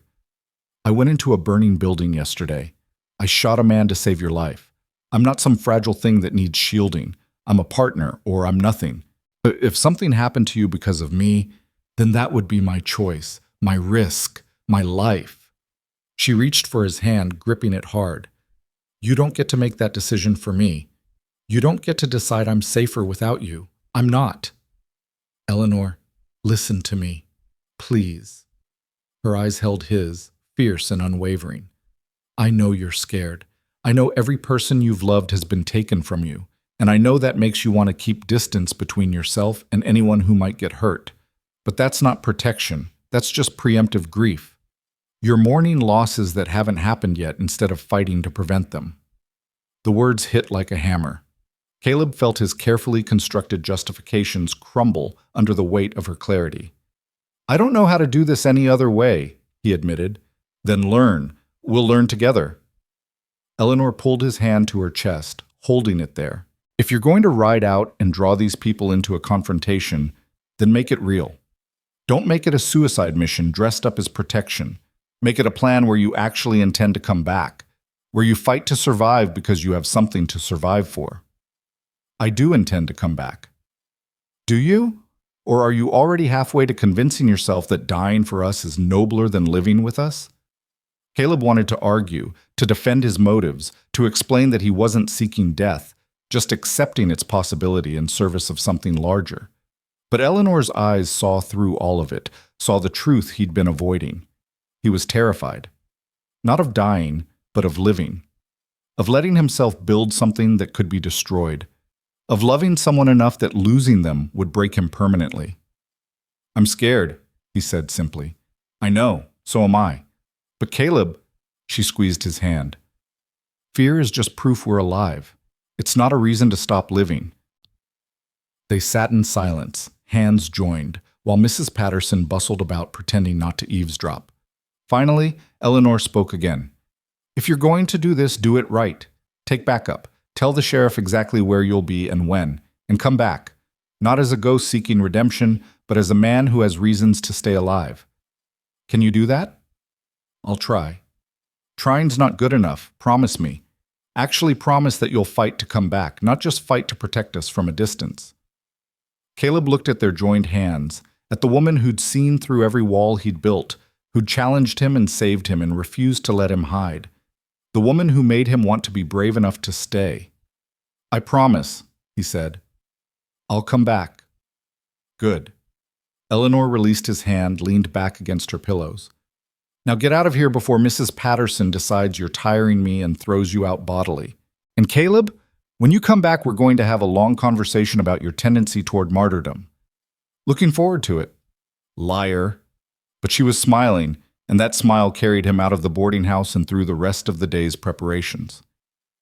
He left at dawn the next morning, Sheriff Garrett and 2 trusted deputies watching from concealed positions around town to see who might try to follow or send messages. The ride to his cabin was deliberately slow, giving anyone watching plenty of time to organize a response. Caleb reached his property by late afternoon, the cabin looking exactly as he'd left it. Solid, empty, a monument to the life he'd thought he wanted. He went through the motions of searching for non-existent documents, making sure he was visible from the surrounding forest, essentially advertising his presence. Then he waited. The attack came at dusk. 4 men, moving through the trees with the coordination of people who'd worked together before. They probably thought they were being subtle. They were wrong. Caleb had spent the afternoon preparing the cabin's surroundings, clearing sight lines, setting simple alarms, creating defensive positions. When the first man tried to approach from the north, a string of tin cans announced his presence, with cheerful rattling. "I know you're out there," Caleb called from inside the cabin. "You can come out peacefully, or we can do this the hard way." The answer was a rifle shot that splintered the door frame 6 inches from his head. Hard way it was. Caleb returned fire from the window, not aiming to kill but to pin. He needed at least one of them alive to confirm who'd sent them and who'd provided the information. The firefight that followed was brief and brutal, 4 against 1, but Caleb had position and preparation. He wounded 2, killed 1 when the man tried to rush the cabin with a knife, and watched the 4th run when he realized this wasn't the easy ambush they'd planned. Sheriff Garrett and his deputies arrived an hour later, having followed at a careful distance. They'd captured the runner and brought him back in chains. "Nice work," the sheriff said, surveying the scene. "Though I noticed you killed 1. Thought we needed them alive?" "He didn't give me a choice. The other 2 should recover." Caleb gestured to where the wounded men lay tied and disarmed. "One of them's been talking, says they were hired through an intermediary in Billings, someone who claimed to represent Clem Deakins' interests." "The intermediary have a name?" "Samuel Finch. Operates a saloon on the north end, known associate of the Deakins family." Sheriff Garrett smiled coldly. "Now we're getting somewhere. Who's our informant in Silver Ridge?" "That's where it gets interesting." Caleb pulled out a folded paper one of the wounded men had been carrying. "Letter of instruction. Tells them where to find me, when to strike. Signed with initials, J.F." "J.F.?" The sheriff frowned. "That could be anyone." "Could be. Except this letter was written on stationery from the Silver Ridge Mercantile. See the watermark? And the handwriting matches ledgers I saw in the store yesterday." "Joseph Foster." Sheriff Garrett's expression darkened. "The Mercantile owner. He's been here for 5 years. Respected, trusted. And apparently selling information to outlaws." Caleb kept his voice neutral. "Question is why? Money? Threats? Ideology? Does it matter? To the law, no. To understanding how deep this goes, yes." They bound the wounded men, loaded them onto horses, and made the ride back to Silver Ridge through the night. Caleb was exhausted, running on determination and the promise he'd made to Eleanor. He would come back. He would survive. He would fight for the life he was building instead of the death he'd been courting. They reached town as dawn broke, and Caleb went straight to the boarding house. Eleanor was awake, sitting by the window as if she'd been watching the road all night. When she saw him, dirty, bloody, but alive, her face transformed with relief so profound it was almost painful to witness. "You came back," she said. "I promised." "People break promises." "I don't. Not anymore." Caleb crossed the room, and before he could overthink it, before fear could reassert control, he kissed her. It was clumsy, desperate, tasting of smoke and survival and something that might have been hope. Eleanor kissed him back, her hands fisting in his shirt, pulling him closer. When they finally broke apart, both breathless, she was crying. "Don't ever do that again," she whispered. "The kissing or the riding into danger?" "The riding into danger without me. If you're going to risk your life, I'm going to be there to save it. We're partners now. Act like it." "Yes, ma'am." Mrs. Patterson cleared her throat from the doorway. "If you two are quite finished with your dramatic reunion, there's work to be done. The sheriff's arrested Joseph Foster, and half the town is gathered outside demanding answers. They emerged to find Silver Ridge in controlled chaos. Foster was in chains in the sheriff's office, and Thomas was addressing an angry crowd trying to explain that mob justice wasn't justice at all. Caleb and Eleanor made their way through, and when people saw them together, the deputy who'd survived an ambush and the doctor's daughter who'd survived a fire, a strange calm descended. "Tell them what you found," Sheriff Garrett said to Caleb. So he did. He explained the telegram, the ambush, the captured men who'd confirmed Foster's involvement. He showed them the letter with its damning initials and mercantile stationery, and he watched as shock and anger rippled through the crowd. "Why?" someone shouted. "Why would Joseph betray us?" Foster, visible through the sheriff's office window, looked smaller than Caleb remembered, diminished by his choices. When the sheriff brought him out to speak, his voice was barely audible. "They threatened my family," Foster said. "I have a sister in Helena, a niece, the Deacons gang. They said if I didn't provide information, they'd hurt them. I didn't want to. I tried to give them nothing important, but they kept demanding more. The fire, the ambush, I didn't know it would go that far. I swear I didn't know." "You knew enough," Sheriff Garrett said coldly. "You chose your family over your community. I understand that impulse. But you made a choice, and now you'll face the consequences." The territorial marshal arrived 2 days later, a hard man with harder eyes who'd seen every variation of frontier crime and remained unimpressed by all of it. He took statements, processed prisoners, and confirmed what Caleb and the sheriff had already concluded. The attack had been coordinated by remnants of the Deacons gang operating out of Billings, with Foster as their local informant. "We'll round up the rest," the marshal promised.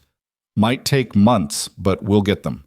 Clem Deacons will hang for conspiracy to murder, and his associates will join him. Your town should be safe."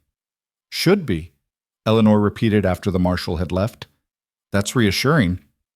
"It's the best we get out here," Caleb said. They were sitting on the porch of what would become the new doctor's office, watching construction progress. In just 3 days, the frame had gone up, walls were being built, and Thomas was already organizing where supplies would go. Certainty is a luxury. We live with probabilities and do our best. And what are the probabilities that another gang will come looking for revenge? That some cousin or friend of the Deacons brothers will decide to continue the vendetta? Low but not zero. That's frontier math. Caleb took her hand. "But that's true whether I stay or go. The difference is, if I stay, we face it together. If I go, you face it alone. I know which option I prefer." Eleanor leaned her head on his shoulder. "I'm still angry with you, for trying to be noble and martyred instead of just being present. I know. And I'm going to remind you of it regularly, probably for years. I'm counting on it. You're a strange man, Caleb Hartley. And you're a strange woman for wanting to be with one." She laughed, and the sound was better than music. They sat in comfortable silence, watching the town rebuild, watching their neighbors work together with the resilience that defined frontier communities. Silver Ridge would survive. It would thrive, and Caleb would be part of that. The wedding happened in October, 6 months after the fire, after the new doctor's office was complete and the last of the Deacons gang members had been arrested. It was a simple ceremony in the church that had served as hospital during the crisis. Sheriff Garrett officiating since the regular minister was away, Thomas walking Eleanor down an aisle barely wide enough for 2 people, half the town crammed into pews designed for a third that number. Eleanor wore her mother's dress, altered to fit, and carried wildflowers Caleb had picked that morning from the meadows near his cabin. Caleb wore his best shirt, still not very good, and boots polished to within an inch of their life by Mrs. Chen, who'd appointed herself unofficial wedding coordinator. "Do you, Caleb Hartley, take this woman to be your lawfully wedded wife? To have and to hold, in sickness and health, for richer or poorer, for as long as you both shall live?" Caleb looked at Eleanor, at the woman who'd seen through his walls, who'd challenged him to be brave enough to stay, who'd shot a man to save his life and walked into fire to save medical supplies she could barely carry. The woman who'd taught him that surviving wasn't enough, that love was worth the risk, that connection was stronger than isolation. "I do," he said, and meant it with every scarred and healing part of his soul. And do you, Eleanor Whitman, take this man to be your lawfully wedded husband, to have and to hold, in sickness and health, for richer or poorer, for as long as you both shall live? Eleanor's eyes were bright with tears and joy in equal measure. I do. Then by the power vested in me by the territory of Montana, I pronounce you husband and wife. Caleb, you may kiss your bride. And make it good. We've all been waiting months for this. The church erupted in laughter and applause as Caleb kissed Eleanor, and for the first time in 15 years, he felt something he'd thought was lost forever. He felt home. The reception was held at Mrs. Chen's boarding house, food contributed by every family in town, music provided by the blacksmith who turned out to be surprisingly good on the fiddle. They danced, badly, since neither of them knew how, and laughed at their own clumsiness and didn't care who was watching. As the sun set and the party continued, Caleb and Eleanor slipped away to the porch, needing a moment of quiet in the celebration. Having regrets yet? Eleanor asked. About marrying you? None. About the dancing? Several. She laughed and tucked herself against his side, fitting there like she'd been designed for it. What are you thinking about? About a cabin I built to hide in. About 300 acres I bought to isolate myself. About all the years I spent convinced that survival meant staying alone. And now? Now I'm thinking about turning that cabin into something else. A place we can go when we need quiet, but not to hide. A place with room for... He trailed off, suddenly uncertain. Room for what? For a family. Eventually. If you want that. Eleanor was quiet for so long Caleb started to worry he'd overstepped. Then she turned to look at him, and her eyes held the same fierce joy he'd seen when he'd emerged from that burning building. I want that, she said simply. I want to build something with you, a home, a practice, a life, all of it. Even knowing it's dangerous, that my past might come back again, that frontier life is hard and uncertain, and she kissed him to stop the words. Especially knowing all that, because that's what makes it worth fighting for. Not the guarantee of safety, but the choice to build something beautiful anyway. They stood on that porch as night fell over Silver Ridge, wrapped in each other and the future they were choosing to create. Around them, the town continued its celebration. People who'd survived fire and violence and the 1,000 small crises of frontier existence, who'd come together to rebuild and protect and endure. Caleb had spent years believing strength meant standing alone, that survival required isolation, that love was just another name for eventual loss. Eleanor had taught him different. She'd shown him that real strength was standing together, that survival meant connection, not isolation, that love, messy, terrifying, worth every risk love, was what made life more than just existence. Thank you, he said quietly. For what? For not giving up on me. For seeing something worth saving when I'd convinced myself there wasn't. Eleanor smiled and kissed him again. You saved yourself, Caleb. I just refused to let you do it alone. They stayed on that porch long after the party had wound down, after the last guests had departed, after the town had settled into sleep. Two people who'd been broken in different ways, who'd found each other in a tiny Montana town at the edge of wilderness, who'd chosen to build instead of run, to stay instead of hide, to love instead of fear. The cabin still stood on those 300 acres, waiting, but now it was just a cabin, not a fortress, not a hiding place, just a structure made of logs and effort and an old dream of safety through isolation. Caleb and Eleanor would go there sometimes, when they needed space to breathe.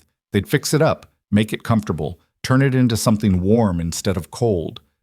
And eventually they'd bring their children there, teach them about the land and the wilderness and the strange courage it takes to choose connection over safety.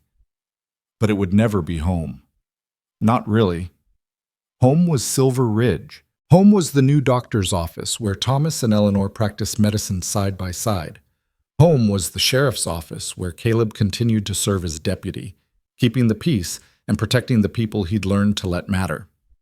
Home was the boarding house dinners and the church gatherings and the 1,000 small interactions that made up community.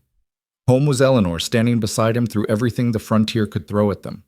Years later, when Caleb was older and scarred from a lifetime of frontier service, when Silver Ridge had grown from a town of 300 to nearly 1,000, when Montana was no longer a territory but a state, someone asked him if he regretted not choosing the isolation he'd originally planned. He thought about it, really thought about it. About the cabin that still stood on land he still owned. About the years of loneliness that had preceded his arrival in Silver Ridge. About the walls he'd built and the armor he'd worn and the philosophy that had kept him alive but not living. Then he looked at Eleanor still by his side after decades. Their children grown and scattered but returning often because home meant something. He looked at the town they'd helped build and defend. He looked at the life they'd created through choice and courage and stubborn refusal to let fear win. "No," he said simply. "I don't regret a single day." Because he'd learned what Eleanor had tried to teach him from the beginning, that isolation isn't safety, it's just loneliness with better excuses. That love isn't weakness, it's the greatest courage any person can summon. That the risk of loss is the price of connection, and connection is what makes life worth the risk. His parents had died in fire. Dutch had died in his arms. Every person he'd loved in his early life had been taken by violence and chance and the cruel randomness of frontier existence. But they'd lived first. They'd loved first. They'd mattered first. And in choosing to stay in Silver Ridge and choosing Eleanor and Thomas and a community over comfortable isolation, Caleb had finally understood. You can't avoid grief by avoiding love. You can only avoid living. He'd chosen to live. And that made all the difference. The Montana wilderness stretched vast and indifferent around Silver Ridge, just as it always had. Mountains rose sharp against the sky. Seasons turned with brutal efficiency. The frontier gave nothing without demanding payment. But in that tiny town, in a doctor's office that had risen from ashes, in the home Caleb and Eleanor had built log by log and choice by choice, there was warmth. There was laughter. There was the messy, complicated, beautiful reality of people who'd decided that connection was worth defending, that love was worth the risk, that staying was braver than running. Caleb Hartley had come to Montana to hide. Instead, he'd found a reason to live. And in the end, Eleanor's eyes had captured his soul, not by force, but by invitation, by seeing him clearly and deciding he was worth the trouble, by refusing to let him choose safety over life. She'd given him the greatest gift anyone could give, the courage to stay, and he'd given her the same in return. Together, they'd built something worth risking everything to keep. Together, they'd proved that even in a wilderness designed to break people, love could be the strongest foundation of all. That was their story. That was their victory. And it was more than enough.